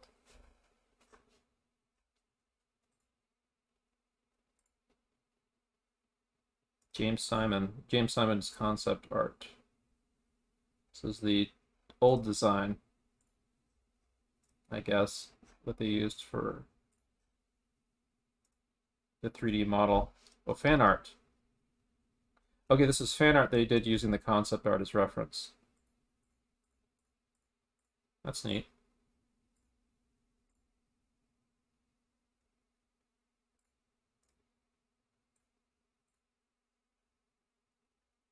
Is this fan art? Yeah, it's a fan art. It's a lot of fan artists that are remarkably good at like capturing her, though.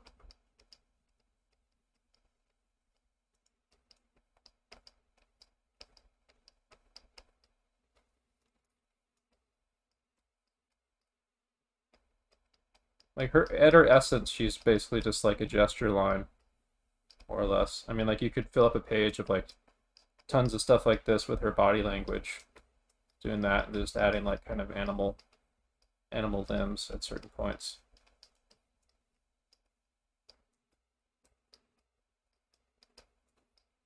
She says it herself in the film though, like her butt and her arms are further apart when she's a dragon versus being a human.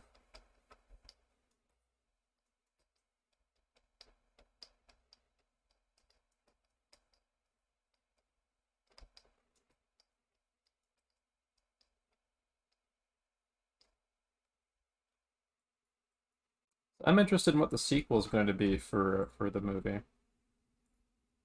I mean, there's a much bigger world than what we saw in the film. I got the impression of.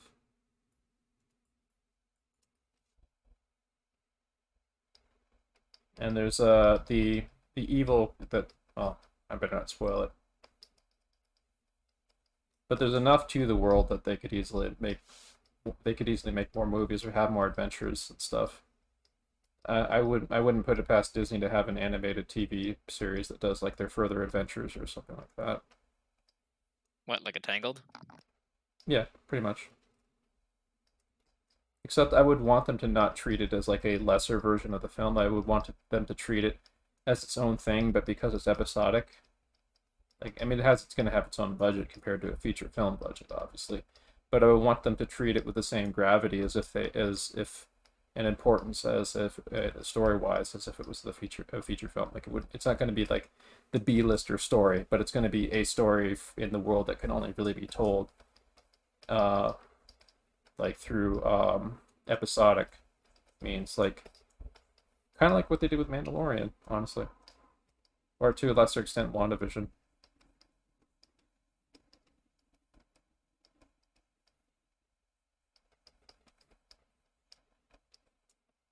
Like, I'd like them to make something that's like worthy of the story of the movie, but they take advantage of the sequential nature of the story to make it more of a slow burn, and to explore things like there's a little bit of a hint of that towards the end of the film, actually, but I'm not going to say what it is.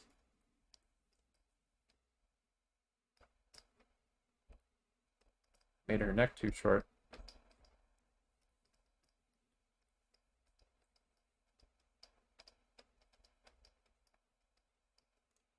I think I might want to talk to my friends that are really good at drawing like really cute Disney characters about how I should approach maybe getting Sisu's face on model and stuff.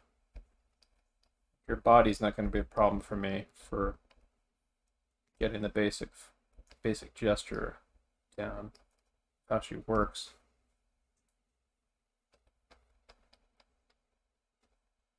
Maybe try putting like some cat energy in her.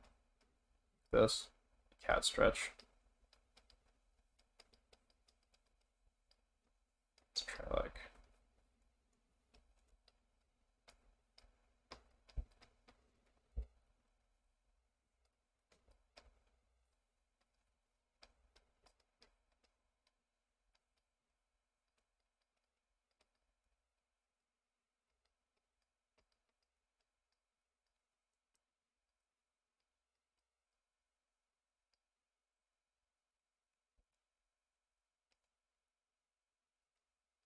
there was fan art I saw someone do that was like Sisu as a ferret.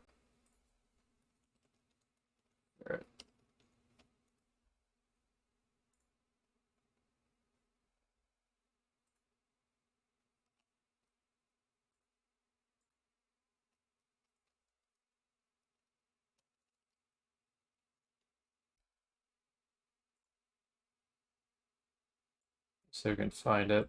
Can't find it with a Google image search, but I did retweet it. I'll look for it later.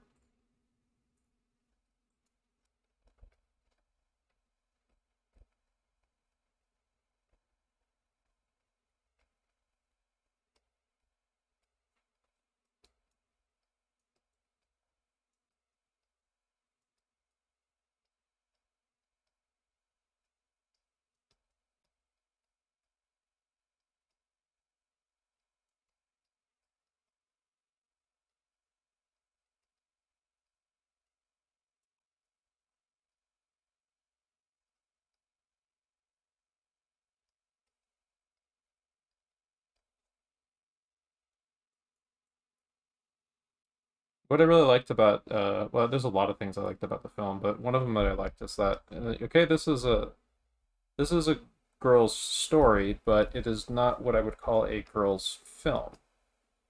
It's a film for everyone, pretty much. So, like, boys get a lot out of it and really enjoy the characters, like, regardless of gender, really. Which is kind of cool.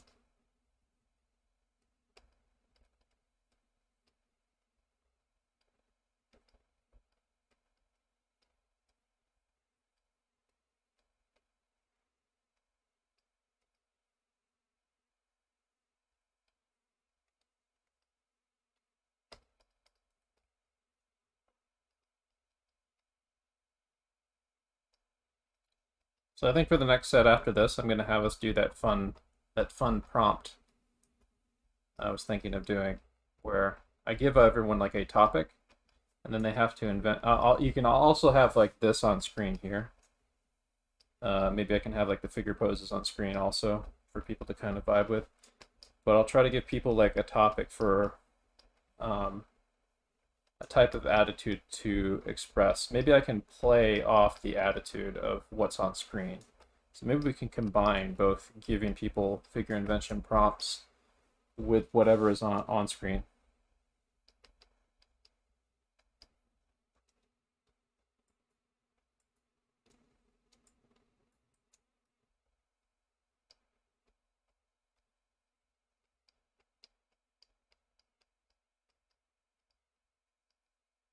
There's definitely aspects of a ferret to her now that I look at it more.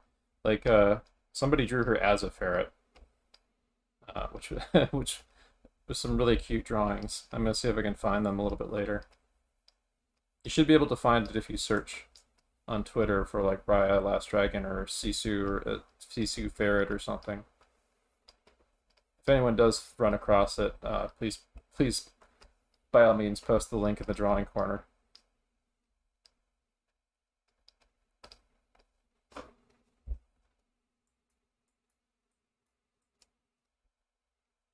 Yeah, Sisu Adder Core is basically just like a long noodle, gesture noodle, that you add limbs to, or animal limbs to.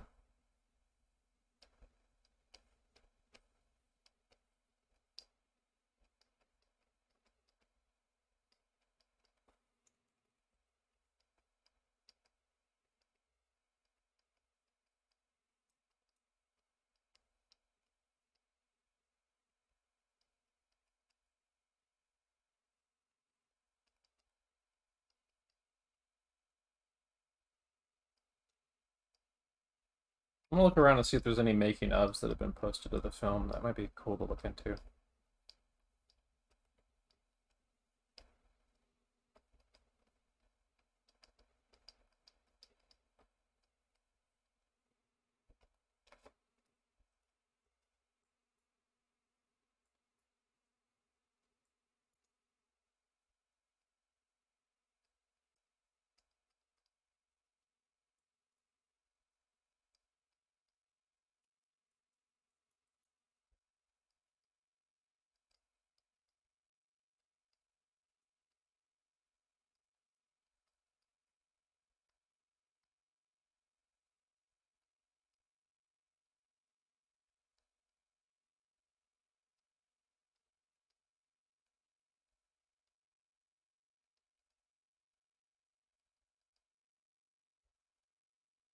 I need to like look at her face more, but there's like a few things in her head face structure that are like they come out in her human form. Like she's got a really kind of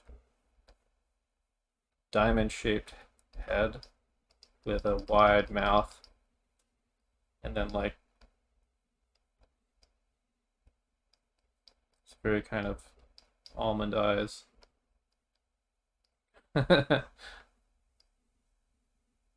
Kind of like that.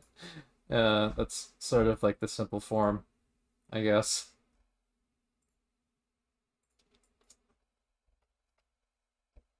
She looks like she smiles a lot. She's used to being happy.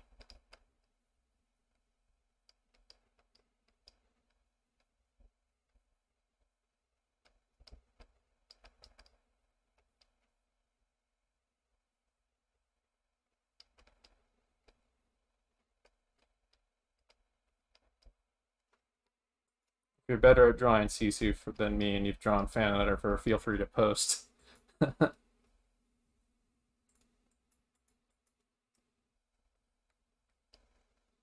And she definitely has like kind of a My Little Pony friendship is magic vibe to her face structure for sure.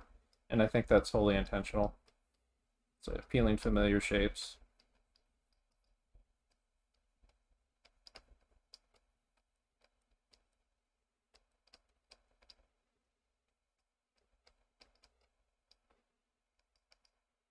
So the film for me kind of came off like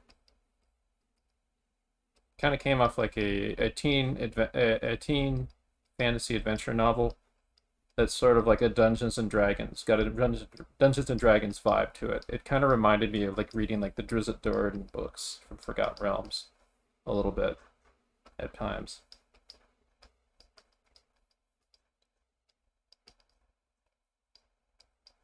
And one thing I really liked about the film is like none of the side characters are wasted. Like in lesser hands, like those characters would have been really could potentially have been like kind of like boss baby tier obnoxious annoying side gag characters in lesser hands, where they're side gag they're just there for annoying side gags and stuff. Specifically, there's this baby bandit character in Three Monkeys that in okay Google. Stop. In lesser hands would be extremely annoying and obnoxious and bring the film down, but they actually handled them really, really well, and they have depth to them. and there's like reasons for why all the characters do the things they do in the film.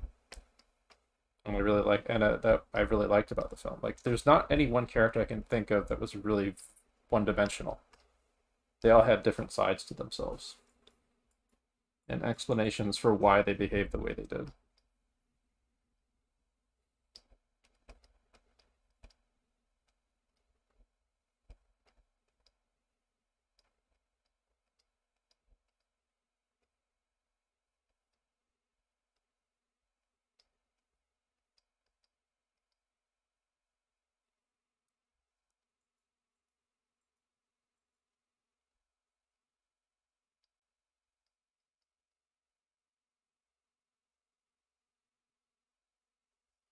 Oh. I think this is actual concept art right here. Concept art by Amy Thompson. Cool. Felix.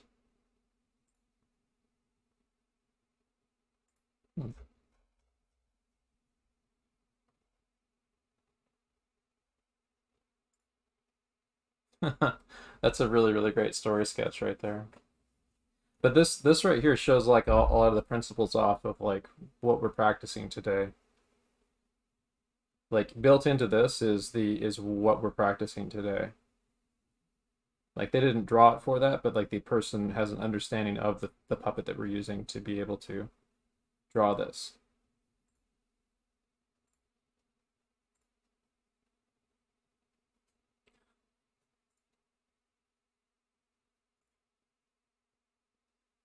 Some different versions of her, like earlier versions of her that were more fierce.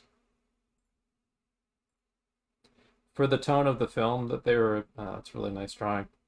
Very moody. She's a very intense character. She's the anchor point of the film, I would say. Raya.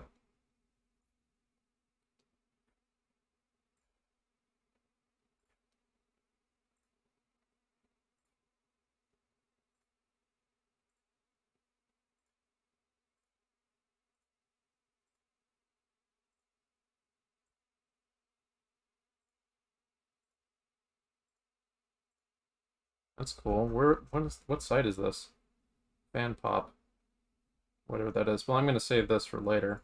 Let's put this in chat because this is a collection of Raya concept art to look at for sure. Look at and collect and yoink for reference and inspiration.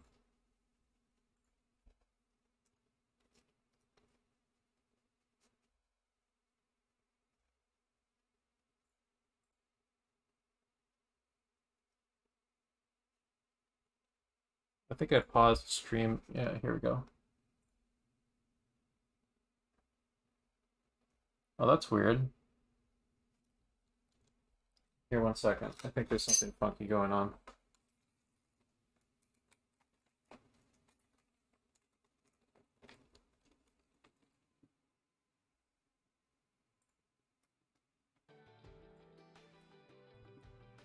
Okay, I think my headphones lost power. That's what if people were talking to me over voice chat, I couldn't hear them for a while.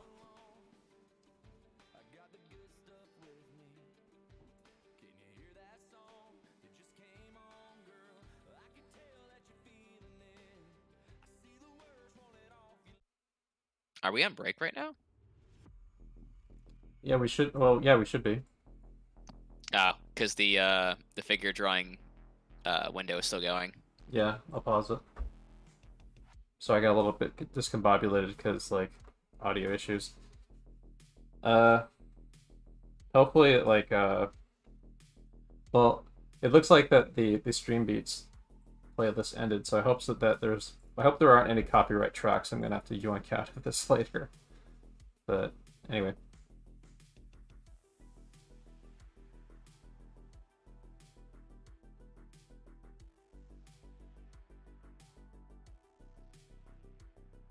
East.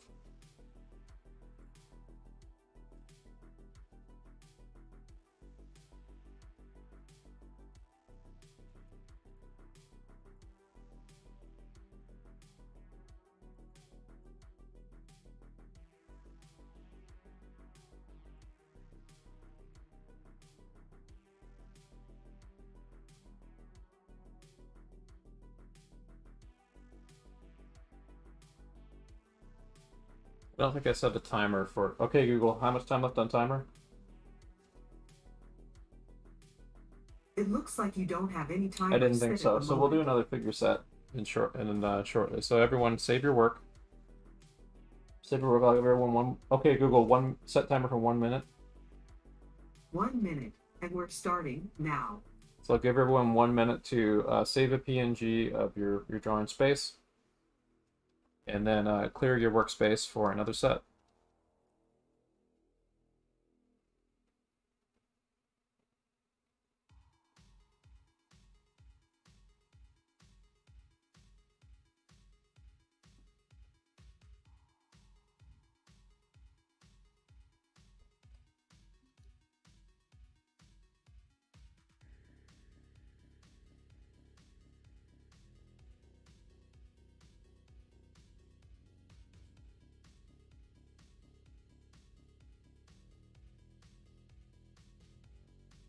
So I've drawn some Sisu, but what if I drew like some quick figure poses of Sisu and Raya or something? That might be fun. Let me take a look at where the focus is on the drawing space. Let's do that. Okay, Google, stop. Well, actually, oh, no, yeah, that's right. We were going to do the figure prompts. Let's do that. Okay, let's see here. I'm going to try to pick a mood to play off of these poses that we have on screen. So,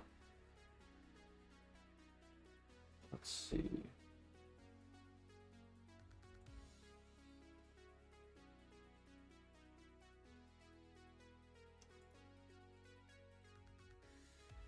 I don't think that's going to work, actually. Playing out these poses is a little bit too abstract for me. I need like a more of a direct prompt. Alright, maybe we'll hold off on that today until I can test drive something like that off stream. Let's just do a regular figure set. Okay, Google, set timer for 20 minutes, 30 seconds. Okay, Google, set timer for 20 minutes, 30 seconds. 20 minutes and 30 seconds. Starting now.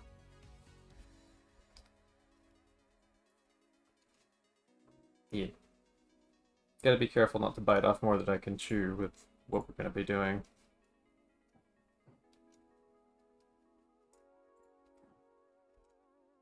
Like if I'm a little bit unsure that whether or not something's gonna work on stream, sometimes it's cool to go for it. But in this case, I don't really want to break up the rhythm of the class right now, so let's do another figure set. And we can try, I'd like to test drive doing prompts tomorrow off stream to see if we can get something like that going. There's a few things I want to test drive tomorrow. I want to test drive doing like some kind of collaborative anatomy study thing, or some other kind of collaborative thing. And I also want to dip into using the figure puppet for animation.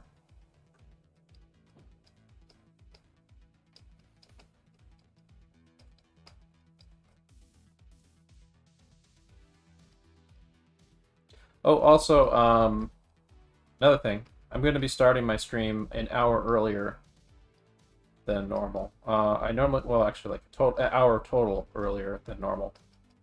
And the reason for that is I'm going to start doing drawing games for people to warm up and loosen up before the class begins. I'm going to have us do drawing prompts or drawing silly things and or drawing stuff for fun with different kinds of prompts. Like, I don't know, draw Homer Simpson from memory, do like a story jam, like a timed story jam or something, or do like silly drawings using silly prompts of things and so on. I think, oh yeah, I did something like that in last summer. And I think I still have a list of a lot of prompts for us to use for that. So I'm going to maybe give that a little shot before next class. So everyone be aware of that. I'm going to start starting streams at either 4:30 p.m. or maybe even 4 p.m. And then we can play and then people who come early, we can play art games and stuff. So we get settled into the class. I'll participate in them sometimes. Other times I'll need to like kind of get warmed up and stuff, and I'll just kind of like run them and referee them or whatever. But I want to host some fun art games.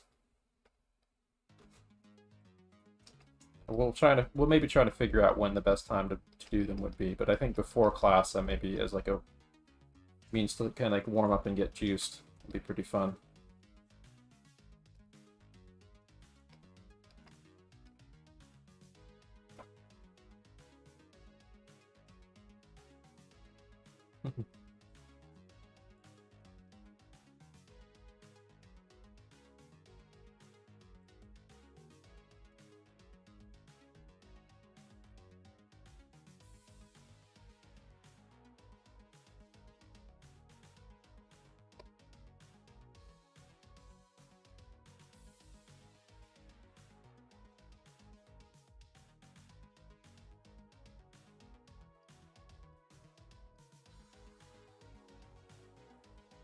Breaking down her basic structure right now.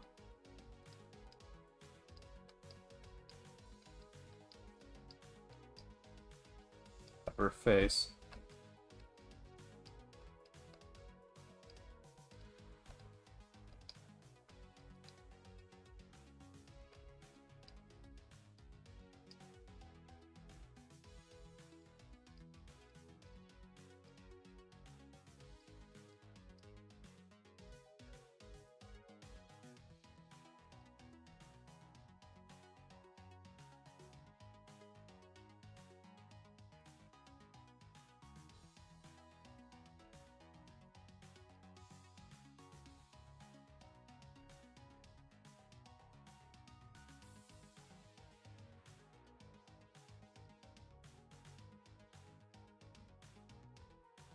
Actually, Spacedad, this is kind of a good pose to ask this on. How do you communicate like the backside using the puppet? Oh, there's different strategies. Honestly, like, well, the easiest way, for example, here I'll do a quick puppet. Let me change focus so you can see my screen a little easier. So like you get let's say you get like the pose like this. Like one of the easiest ways is like you make it very clear what direction the legs are going on the body, for example. That's one way. Another way is, well, after you have the center line, you kind of you know that area just like above the butt crack, add a little triangle there. You can add these little indications of the shoulder blades right here. That makes it a little clearer that it's the back. And other strategies are, okay, we got the side plane of the face here. Maybe put the nose out over there. So that any kind of little telegraph you can throw in there to make it apparent that you're looking at the back of a figure. You can potentially use, but I mean honestly, like in terms of like if you can tell that the legs are bent in that direction, it's usually pretty easy to tell that what direction the pelvis is facing.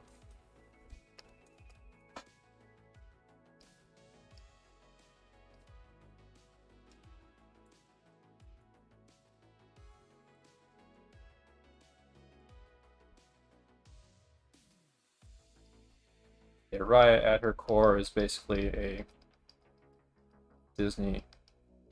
classic Disney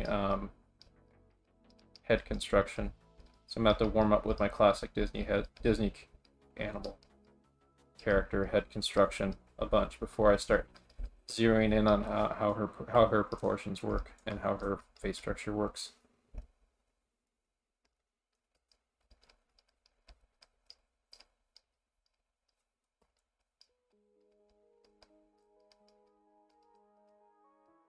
I think drawing her on model or reasonably on model would be a fun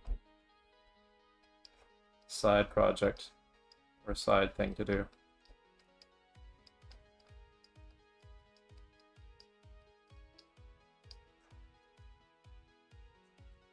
Say if they eventually are hiring for like storyboard artists or something for a Raya TV series, then I'll I'll be partway there.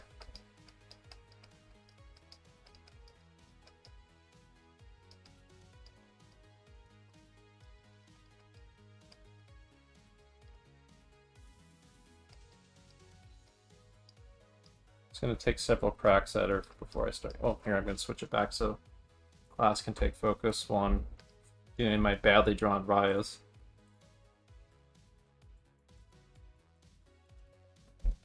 But yeah, if you guys have any other questions, feel free to speak up. And if I'm going to glance at chat occasionally, if people write them in text, but if Raboots or somebody can read back a question to me to get my attention, that's fine too.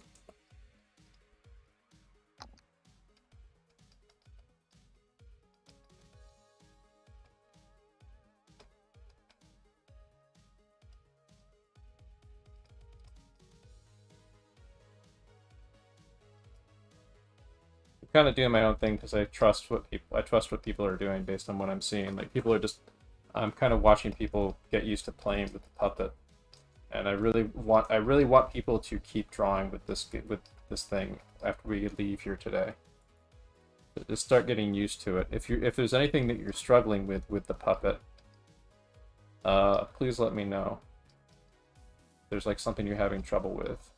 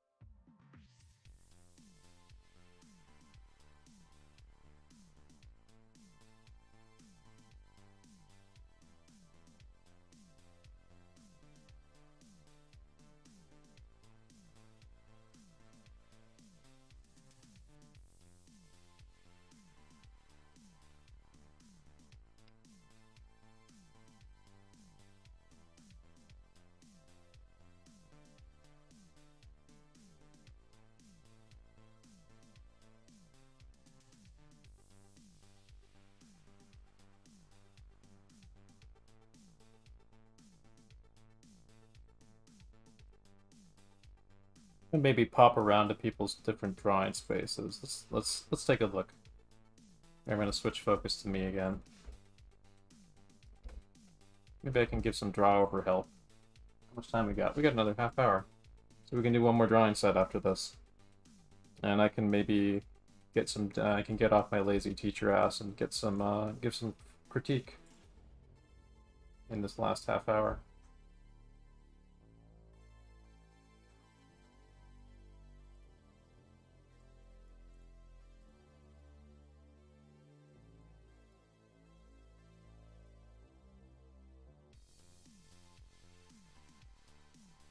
Okay, there we go. Just gonna move that layer.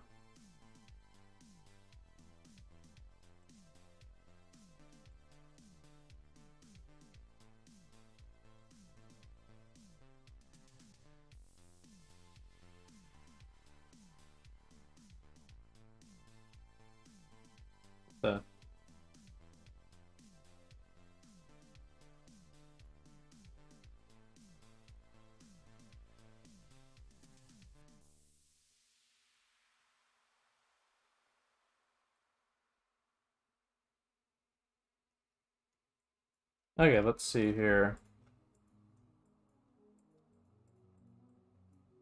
So Sketchy Face doing a little bit of the tornado. Sketchy Face has a good kind of sense of cartoony, playful rhythm with their work, but their work sometimes gets a little imbalanced. Like, let's see if I can find a good example here somewhere.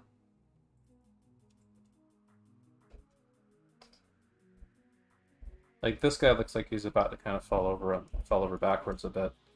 A way to address this would be, well, first off, if you have like it going in motion, you can address that. But one way to address that would be like something like this, like the leg. This leg that's going out here is going to be going out more like this. That leg going back over there. So now this kind of feels a little bit better balanced to me.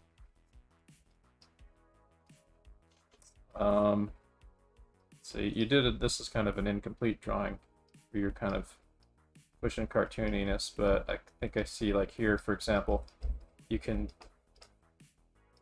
bend this knee to compress it and like take the weight of the balance right here.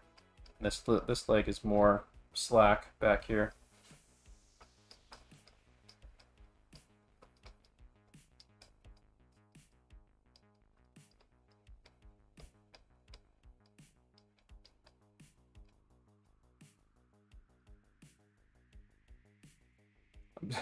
I have to like move the layers all the way up to all the way way further up here in order to draw on top of things. So it's gonna be a little bit odd unless I'm able to do that. Manually move it up to like beyond all the layers. Oh god. When I go up it goes down. What the fuck? It put me all the way at the bottom. Fucking hell. Jesus. But I really like this right here, like this little application of the tornado. I can see you have a lot of energy in your work. You put a lot more energy in your work than I do. And that's a strength of yours that's going to come out as an animator for sure. An animator or story artist or cartoonist. I would just look for those opportunities to take these wonderful dynamic works that you've done and just add a little bit of balance. There's not much more you need to do. Like, for example, it can be as little as like the feet placement, like on this, to make them a little bit more balanced. Like look for stuff that will make the character look a little bit more like it's. This one works pretty good. It's exaggerated and stuff, but I still get kind of a sense of that they're standing in a balanced way. So let's take a look at this. These are more kind of anatomical. There's a little bit of stiffness going on with them, I would say.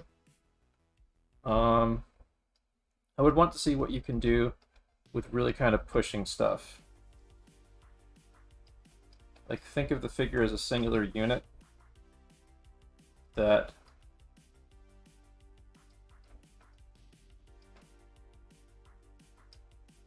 is pushing towards some kind of like singular thrust of some kind. And then you can use that to like distort the figure. This one's a really, really nice built-up study, I would say. But I would really love to see what you can do with like really pushing stuff and exaggerating things to make it more dynamic.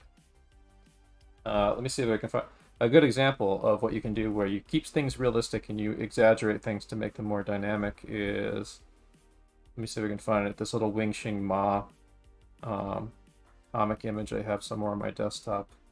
Here it is.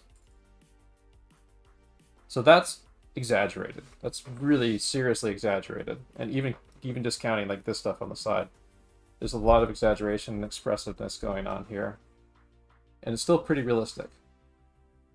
But like the action itself is like really seriously pushed. And then like everything else in the image reinforces that. So like when I say exaggeration doesn't necessarily mean cartoony, it can mean stuff like this.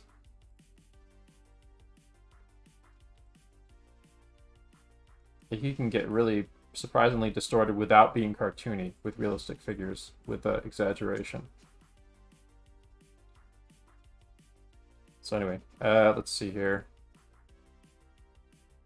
Nothing on page 2, but I'll come back there if you have anything to unhide there.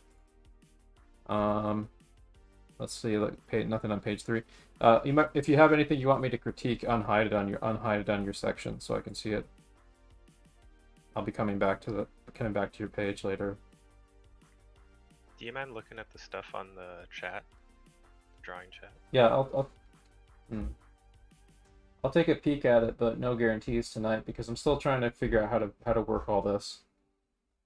It's easiest for me to right now to shift through these until I get the fourth monitor. It's going to be really hard for me to do that. Well, not that hard for me to do that, but it's going to be a little inconvenient for me to do that. But I mean, I can do this, like, there. Now we put it on screen. We get in Discord, so I can take a look at people's stuff for feedback that way, I guess. And then just put it. I can copy paste this into Magma Studio and do a draw over or something maybe. That might work actually.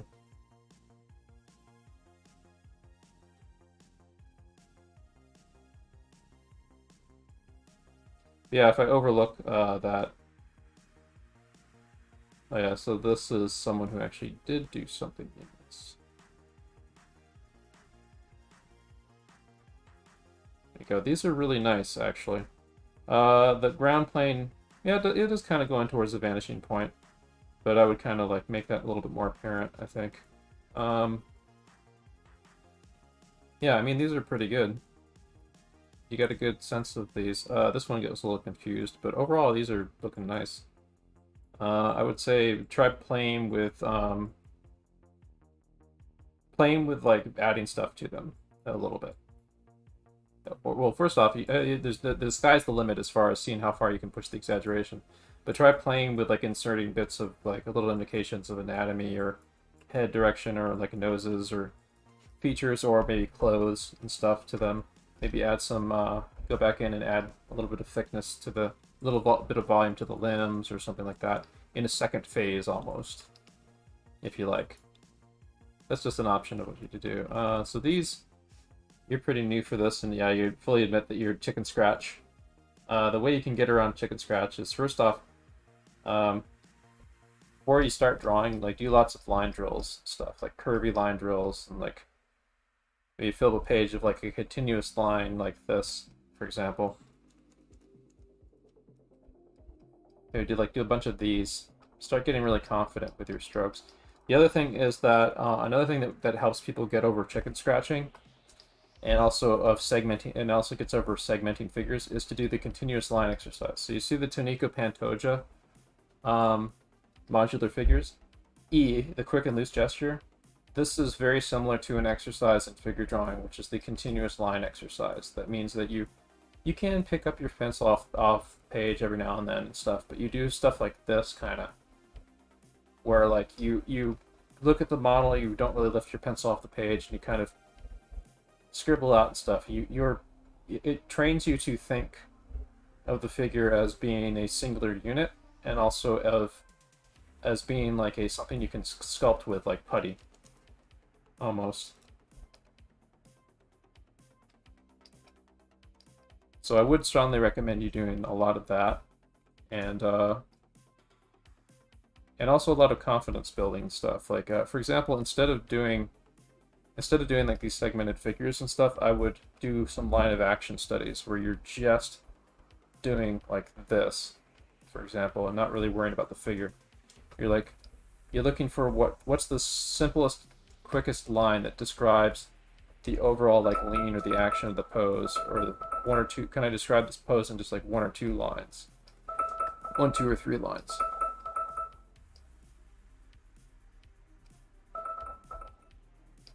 Okay, Google, stop. And then that becomes like something you can play off of. Like, okay, I got this. Now I can add in some like little spheres here and a head. Got the head, hip tilt. It's on this foot, so contrapposta. Kind of been bent here a bit.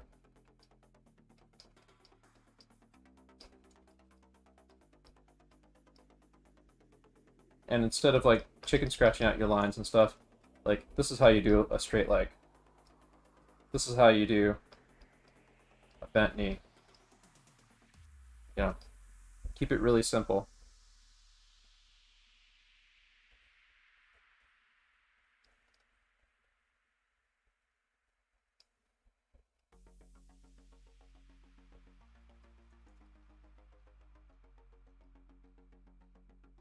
I'm using that little ellipse down there to kind of create a sort of a space that the character occupies a little bit, like a shadow or ground plane a little bit, and I can do a little ground plane thing over it later. So we're gonna okay, Google, set timer for 5 minutes. I'm gonna just keep doing draw over demos and stuff. 5 minutes, starting now. I'm gonna keep doing draw over demos for the remainder of the class. But yeah. So we'll save this real quick.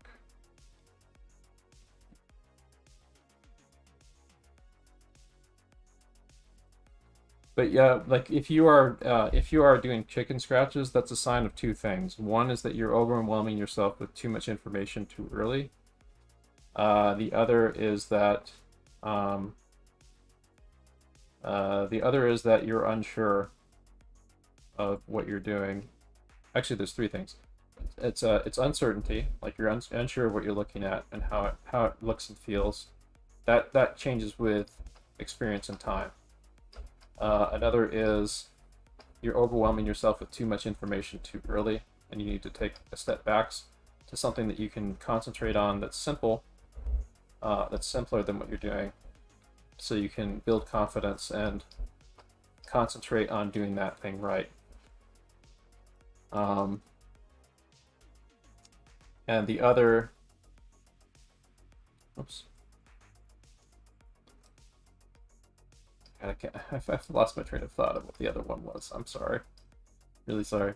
Okay, so what was it again? It was a sign that you need to do more observation, you need more experience. It's a sign that you need to take it a step back and do something simpler that you can really accomplish.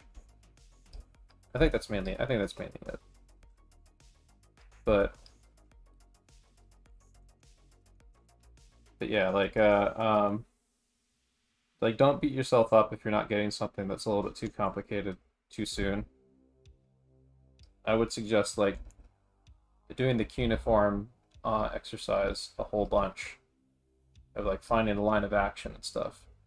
Like you can do drawovers of photographs, do 30-second pose work yourself up to doing 30-second pose studies that look kind of like this, where it's just like cuneiform lines to describe the action and stuff.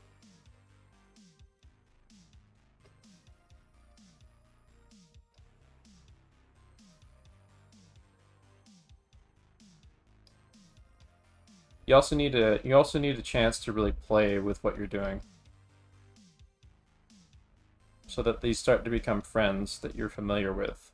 So when you sit down, okay, I can utilize the line of action here and the cuneiform, and my hand will do what I want it to. Doing it. Oh yeah, that's the third thing. The other sign if you're kind of rattling around, that's a sign of like you need to evaluate your draftsmanship a little bit. Like how are you seating when you're drawing? Are you drawing with your whole arm, or are you drawing with your wrist? Because you need to be drawing with from your shoulder. That might be a sign you need more drawing space area to draw on, and that you might be holding yourself back potentially by not giving yourself enough space to get like those big kind of sweeping lines that you need.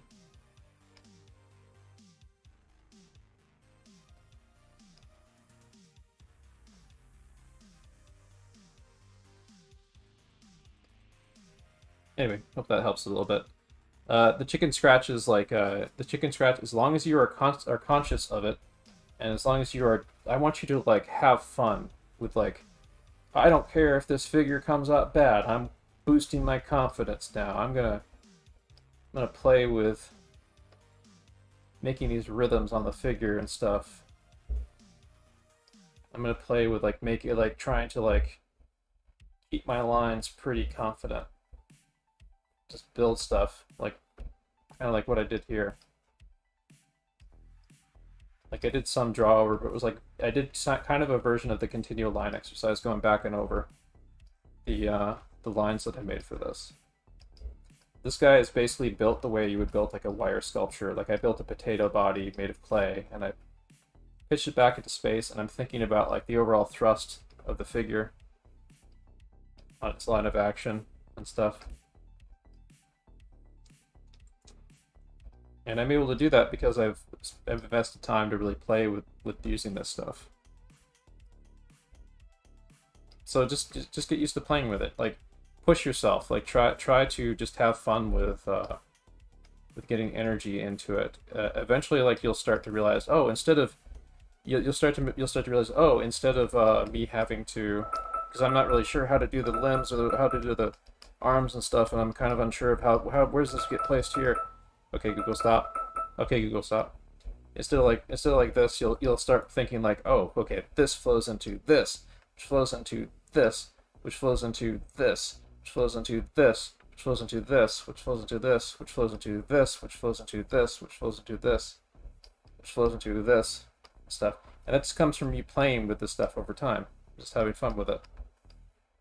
And this is like not meant to be any kind of like anatomical figure or anything like that. It's just a quick, loose gestural figure, having fun with like making a kind of a fun, loose figure. And you can do the same thing with everything that we're doing tonight, and the other little devices that I've shown.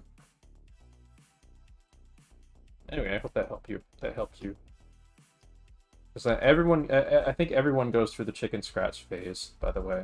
So do not. So like, this is nothing new, and you will get over it.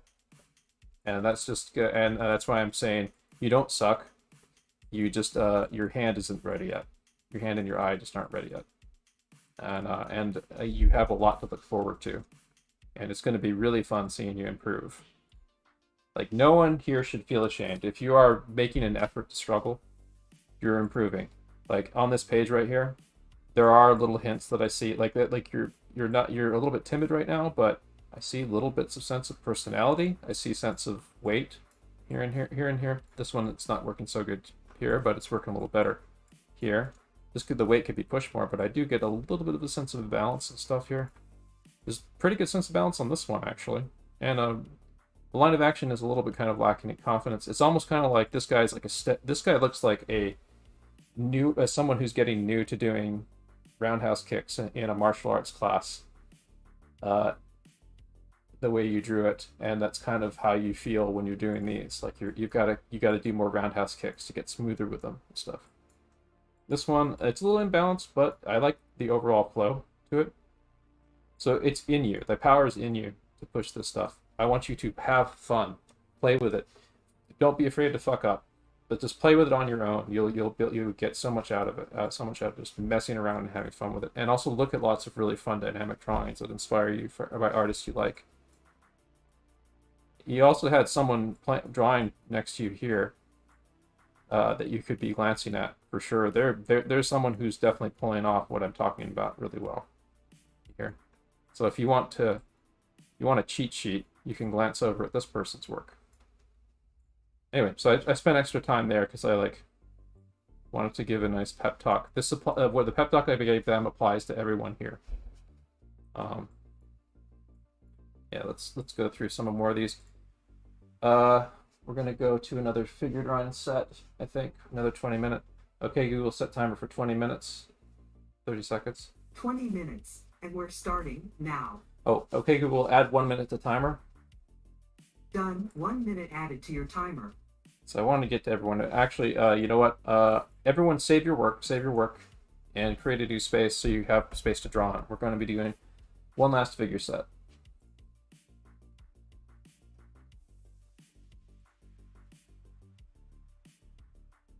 Okay, Google, set timer for 30 seconds. Second timer for 30 seconds.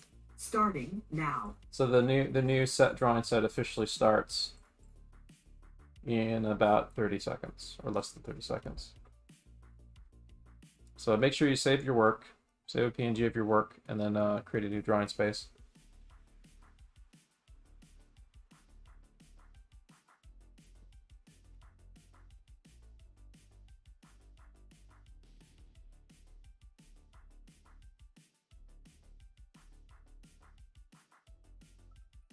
Okay, Google, stop. All right, we're starting the new drawing set now, officially.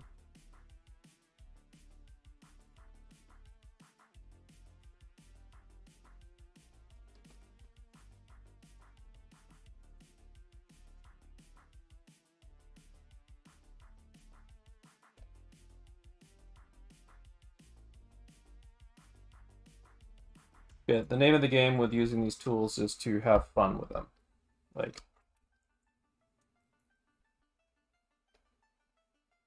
if you have it, like, over time, it's gonna take time to kind of digest using them.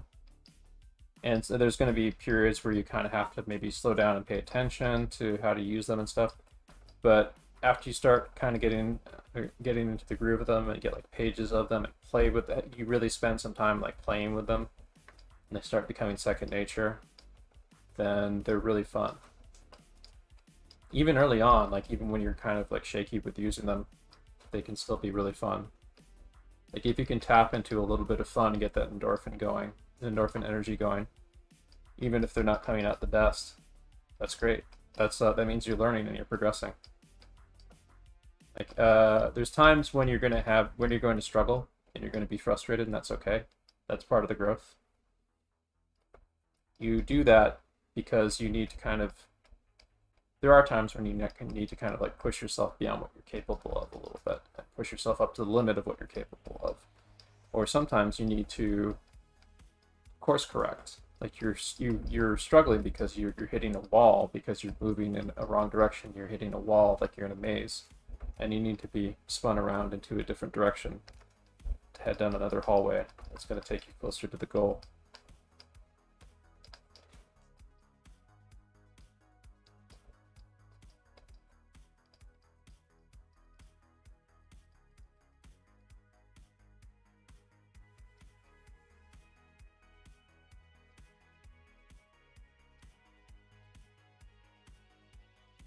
Also, if you want to do anatomy studies or whatever, or shape studies, you can do like a page of these, or character studies for that matter. You can do like a page of these, and then you can go back through like an assembly line later, and add like structures and anatomy, and try to build anatomy on top of them.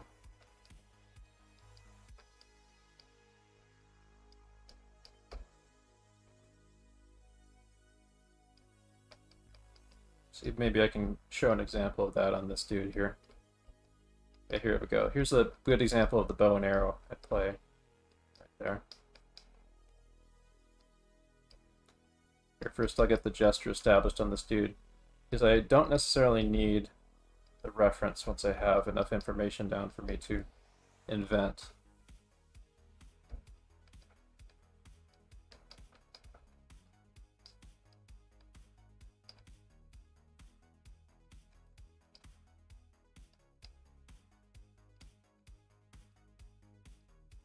Alright, so slower opacity on him. New layer. Got blue.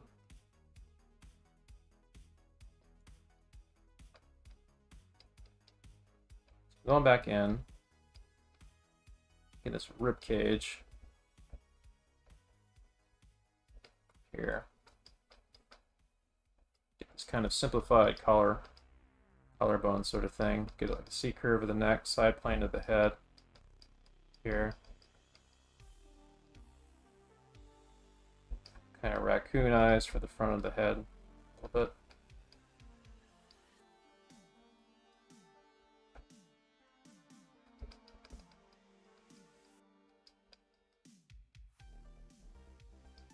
Like a box for the pelvis.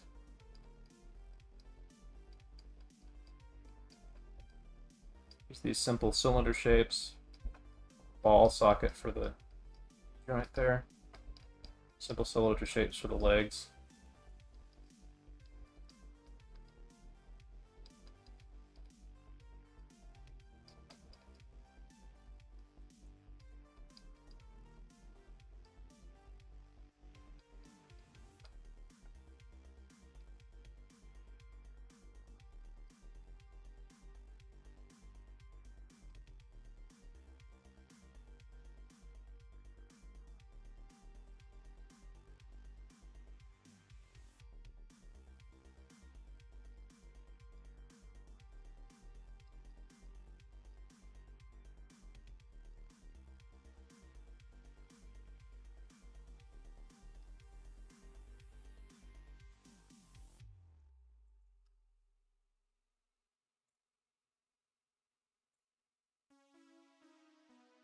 So the biggest difference out of doing this like kind of octo class format, the biggest benefit that I'm getting out of it is like seeing everyone else actively drawing.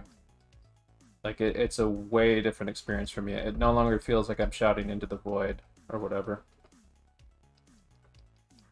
Like I can see people in real time, like taking my feedback and trying new things and stuff, and or like I could see people following along with the posing and stuff. It's also cool too. I think it might be beneficial to the people here too, because I think a lot of viewers can see how other people are drawing on Twitch too, and it's like it's kind of giving you guys cues to work off. Because some people are actually getting much better looking gestures in these figures than me, which I'm really happy to see.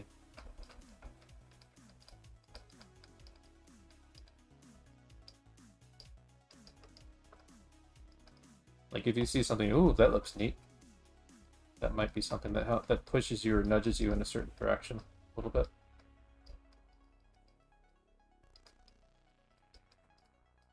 It's one of the things that's missing from not being in a live art class. And that's the great thing about the Octo class setup that we have going now. And I'm going to be using this as much as possible. Guess what, by the way?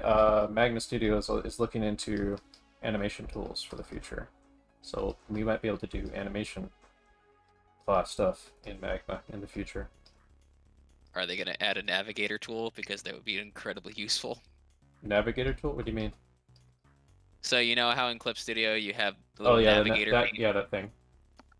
Yeah, that would be useful. Yeah, there's a lot of stuff that should probably add. I would like it to eventually be as like robust as a fully featured drawing app.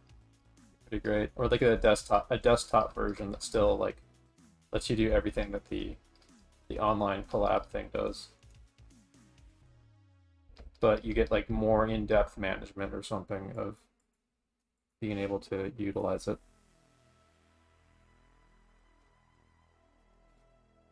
Let's see here. Maybe duplicate. Can I duplicate that? Yeah, I can duplicate there.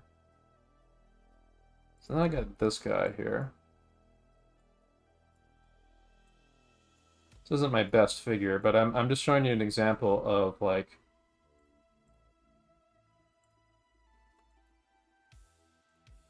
let's try maybe something that's a little bit like my goblin character that I've been developing.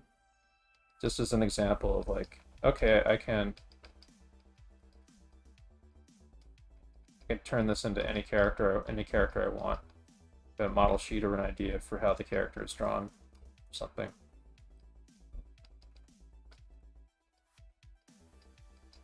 So he's a goblin, so his legs are probably going to be a little shorter than this. So the legs should probably be something like this.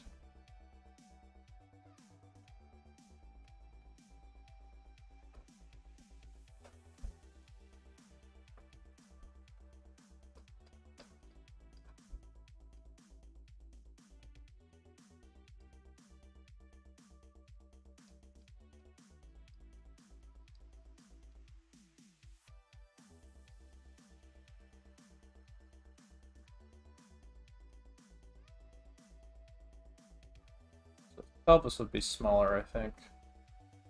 Character. And then thigh would probably be about the same length. He's got kind of frog traits about him, so he's got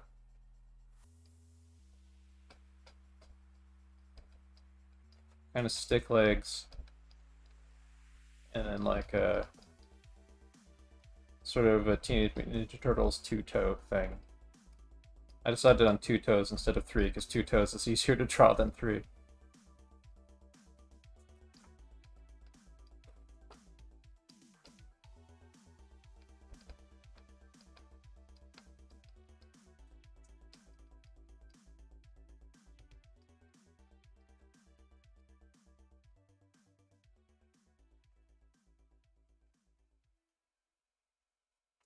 So it's pretty off model in the first pass, but then I would like do multiple passes on him to get him more on model.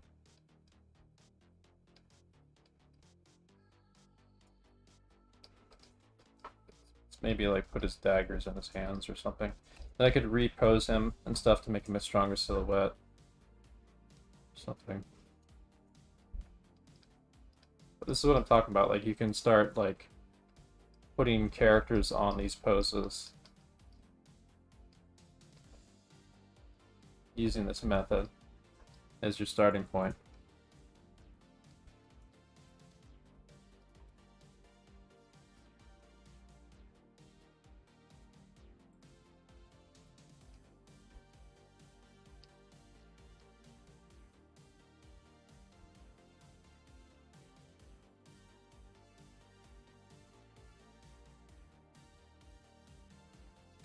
So his head should definitely be bigger. I'm gonna make some corrections here. Head should be bigger.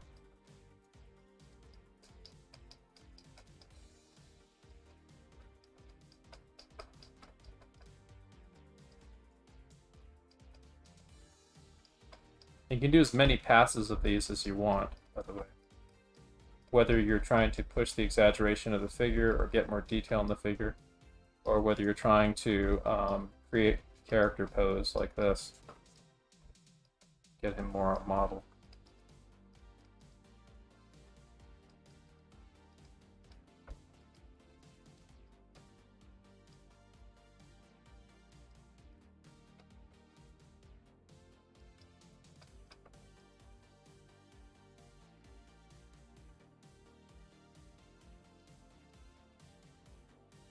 But I want to turn people onto the idea of there's no limit to how many times you can do like drawovers of your own work to adapt it to suit some kind of need, or push it, or fix it, stuff, and play with it. Like you might want to push, you want my like drawovers pushing things until they fully break.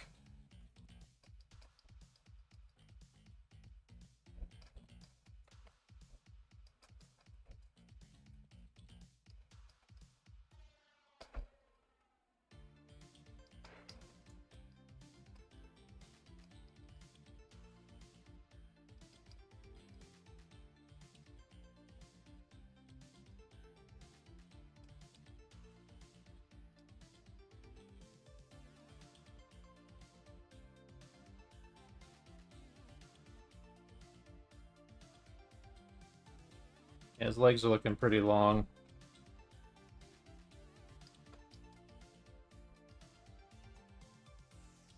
That might be fixed by, let's try this. Let's move him over.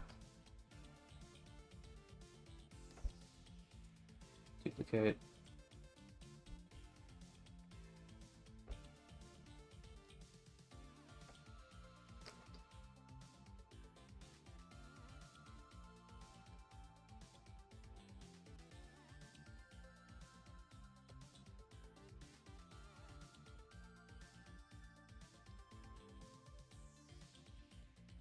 Yeah, it's starting to look a little bit right for me. In terms of body size.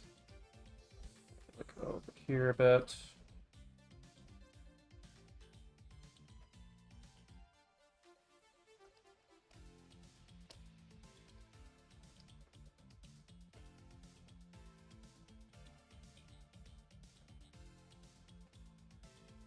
His feet can actually be beefed up in size now too, I think.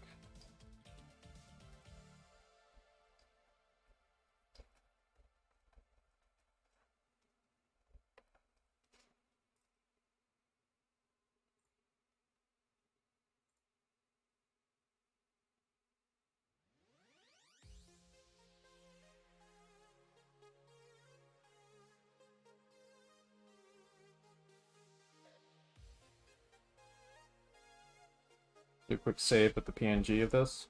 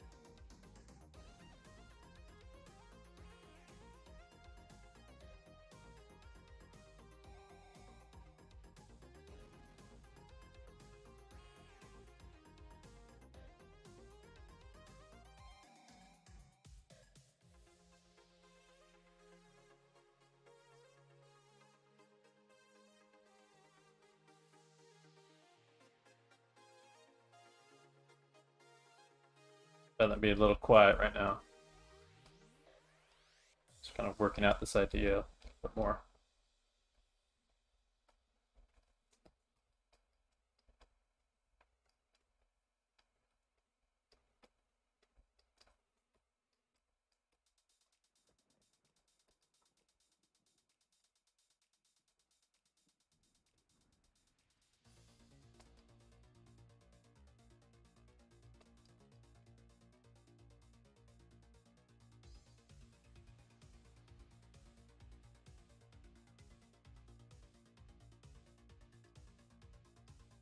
I'm going to set a little mini project for myself of trying to finish this, try to finish this as a colored sketch tomorrow. Like work out his figure a little bit more so he looks a little bit better constructed and stuff from this gesture that I started with.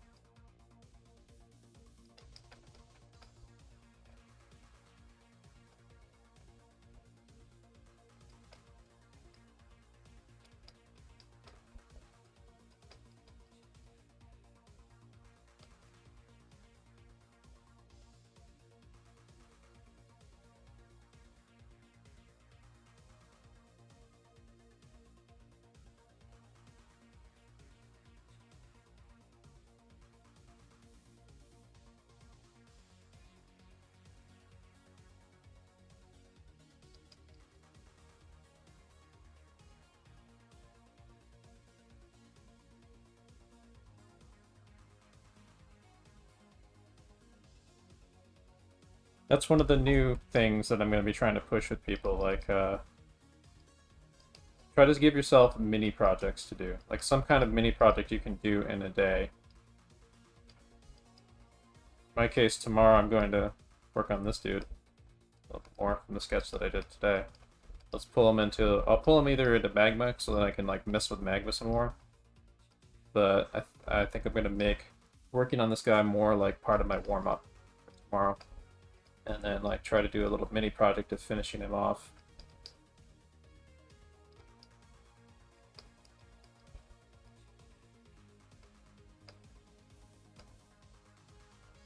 And if I need it, I know where the original reference was for the figure for him.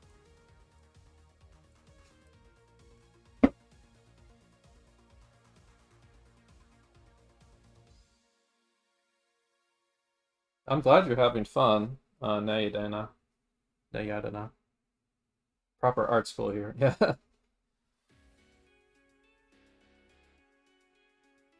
Yes.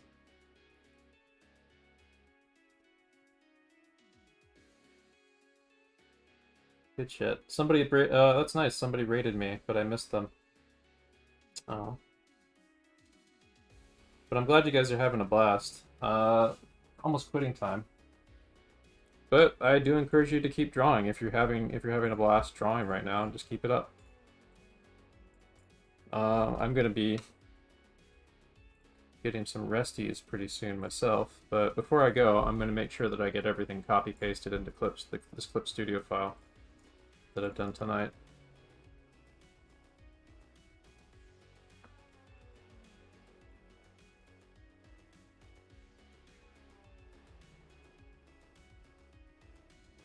But we did a lot of fun stuff tonight, and I did like that things were kept pretty loose today. Because I put the effort in today to do the warm-ups. Okay, Google, stop.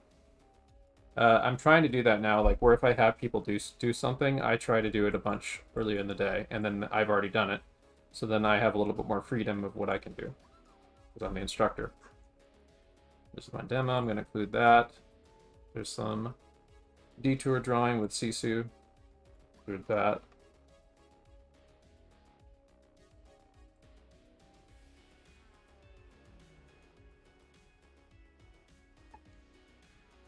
Let's see, where's the rest of the stuff that I could maybe include like this?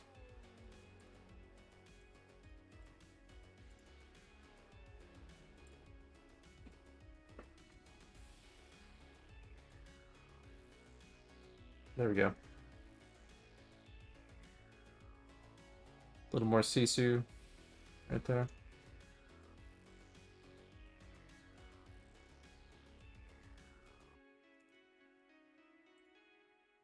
This is one of my favorite pages tonight, actually. This one. Because there's a lot of like really good push stuff here. Like this is stuff that would be gold for planning out animation. In fact, like this is kind of what I want your key drawings to look like. Maybe a little bit better thought out for the figures, but like in terms of your rough pass, this is like good solid start for like a really pushed animation posing potentially, or a starting point for your animation.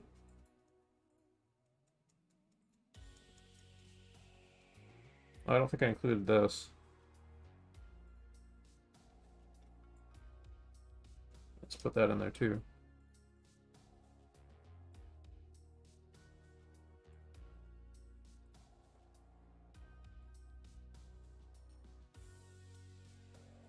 But I hope you guys are having fun, and I hope nobody minded if I when I do the demos, I'm not trying to put anyone on the hot seat, and yeah, I'm trying to help people figure out what's getting in the way of them doing stuff like this chicken scratch thing. Remember, clear your mind. Do the do something that's going to build your confidence, and also keep playing with this stuff. Like, you'll get better at it as you keep playing with it. But one thing that's definitely going to help you is doing like the kind of line of action observation thing.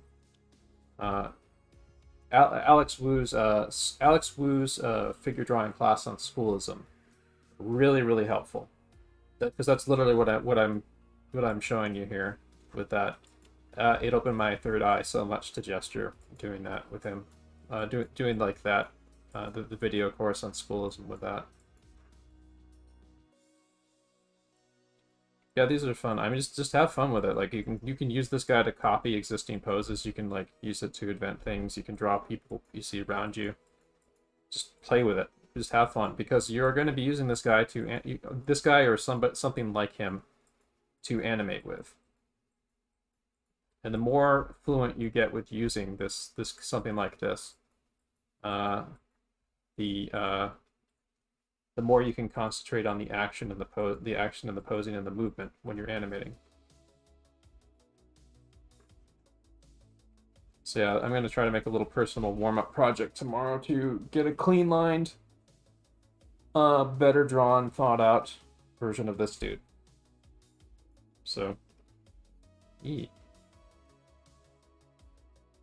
good stuff. We had a good session. We'll take one last round look at everyone's drawings here. Let's see what everyone did. Feel free to show your drawings on screen. Oh, I forgot to remove my little thing there. Sorry about that. Well, I left it for you to refer to. That's what I did. Yeah, that was I intentionally left that there. I should have told you that. I left like those two there for you to refer to, and like this little guy here. And you're already improving. Jeez. Is this the same person?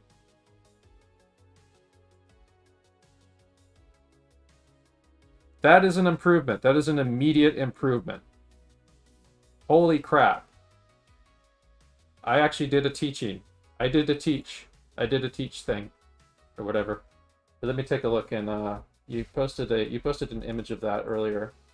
But look at the difference, like before, chicken scratchy, after. Look at that.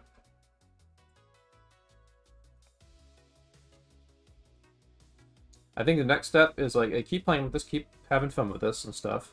Try to integrate more of an understanding of the figure as a figure into your thing, because these look more like a cartoon character, which is fine. Look at that. Swinging a guy into another guy. Yeah. Yeah, this is really expressive, fun stuff over here for sure. But yeah, like, start like, trying to make more observations about how the figure actually works too. So like you can, it's cool to go cartoony. Like you can use these just fine for like your cartoon characters and stuff. But also try to get something that's a little bit more functional for more realistic figures. So you have the range, so you can go cartoony when you want to, and you can go more realistic when you want to. That's what would be the next step. And even if it's realistic, it could still be exaggerated in different ways, all kinds of different ways. It can be more cartoony realistic, or it can be more kind of like, I don't know, the Wing Chun Ma craziness that I showed on screen like this. Wing Chun Ma is an amazing martial arts comic artist that you really should that everyone should look into. Wing Chun Ma. There he is. To really get the full impression of what his work is like, you really have to read his comics. And unfortunately, don't really think there's an easy way for me to do that here, but there's a tremendous amount of energy that just like ripples off the page. Like it feels like you're pulled into a really epic kung fu fight in his comics with like all this subtle nuance of what's happening in the battle. It feels very visceral. There's some pretty good examples here. Oh, this is a really good example, actually. But look at that. This is all gesture. It's all gesture. Gesture and body symbols. Look at that. And stuff. This is someone who has like a really in-depth understanding of the human figure, but he stylizes it and stuff. That's what I mean, like, it can be realistic, but also exaggerated. Or you can be like Peter Chung, for example. Hopefully I don't get boinked for this, but Peter Chung. Here we go, the Peter Chung loaded promo. I'll try to shrink this so you can't really, so I probably won't get boinked for it, hopefully. This was like an MTV promo he did, but this is like more realistic-ish, but super exaggerated stuff, like really hyper-stylized figures and proportions and stuff. So, exaggeration doesn't always mean cartoony, it can mean stuff like this.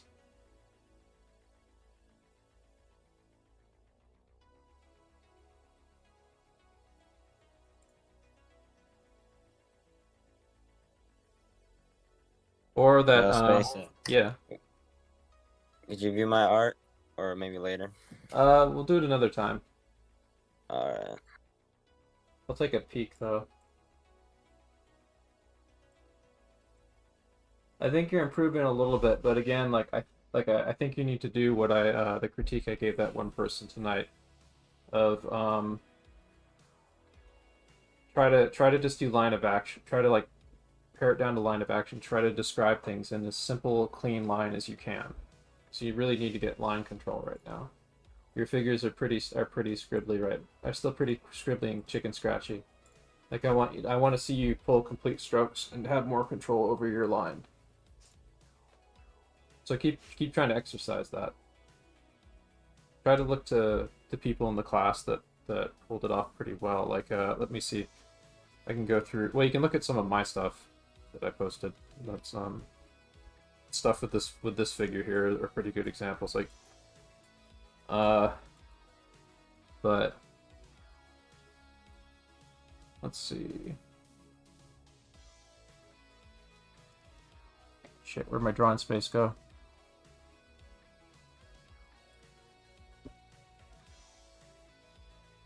It's back here, isn't it? Yeah, it's back here. Okay. Yeah, what I had Jordan do is an example of what you need to be doing. You need to be doing them a lot cleaner and a lot more unified. So if I could find some other good examples that people here have done.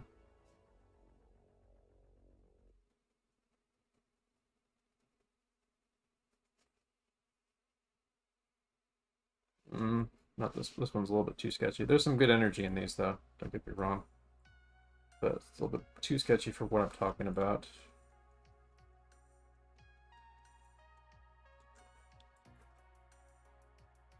Those are more figurative.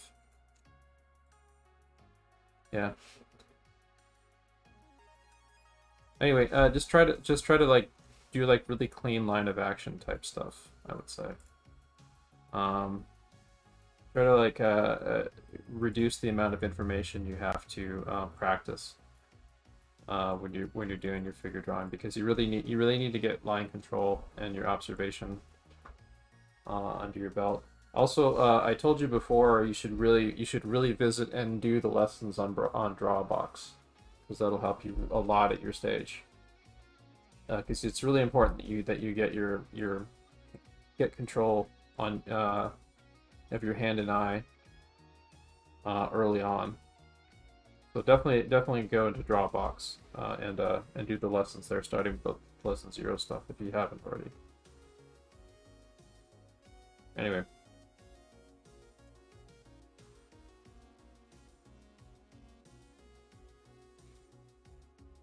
So yeah, we're gonna call it a night here. I'm gonna save this because I have little demos here on this page. I think I want to save.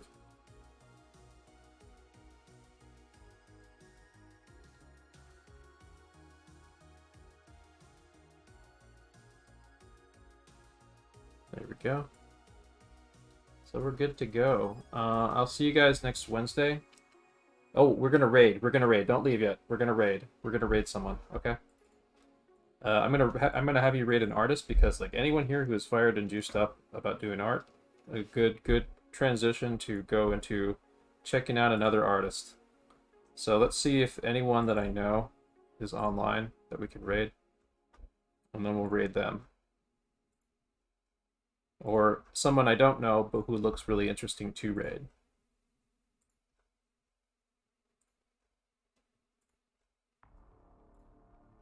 If there's like a really good pro artist that happens to be streaming right now that I'm following, we can probably do that. Megan Animation might be good. Rika Draws. Who's Rika Draws again? Oh yeah, Rika Draws. I think I remember them. Holy shit! What's up? They might be worth streaming. And they might be good, worth rating. I think I rated them before, I believe. So I'm leaning towards them or Megan. Megan's got a good pop though, so maybe she doesn't need help. Yeah, we'll do Rika. Let's raid Rika. Raid Rika Draws.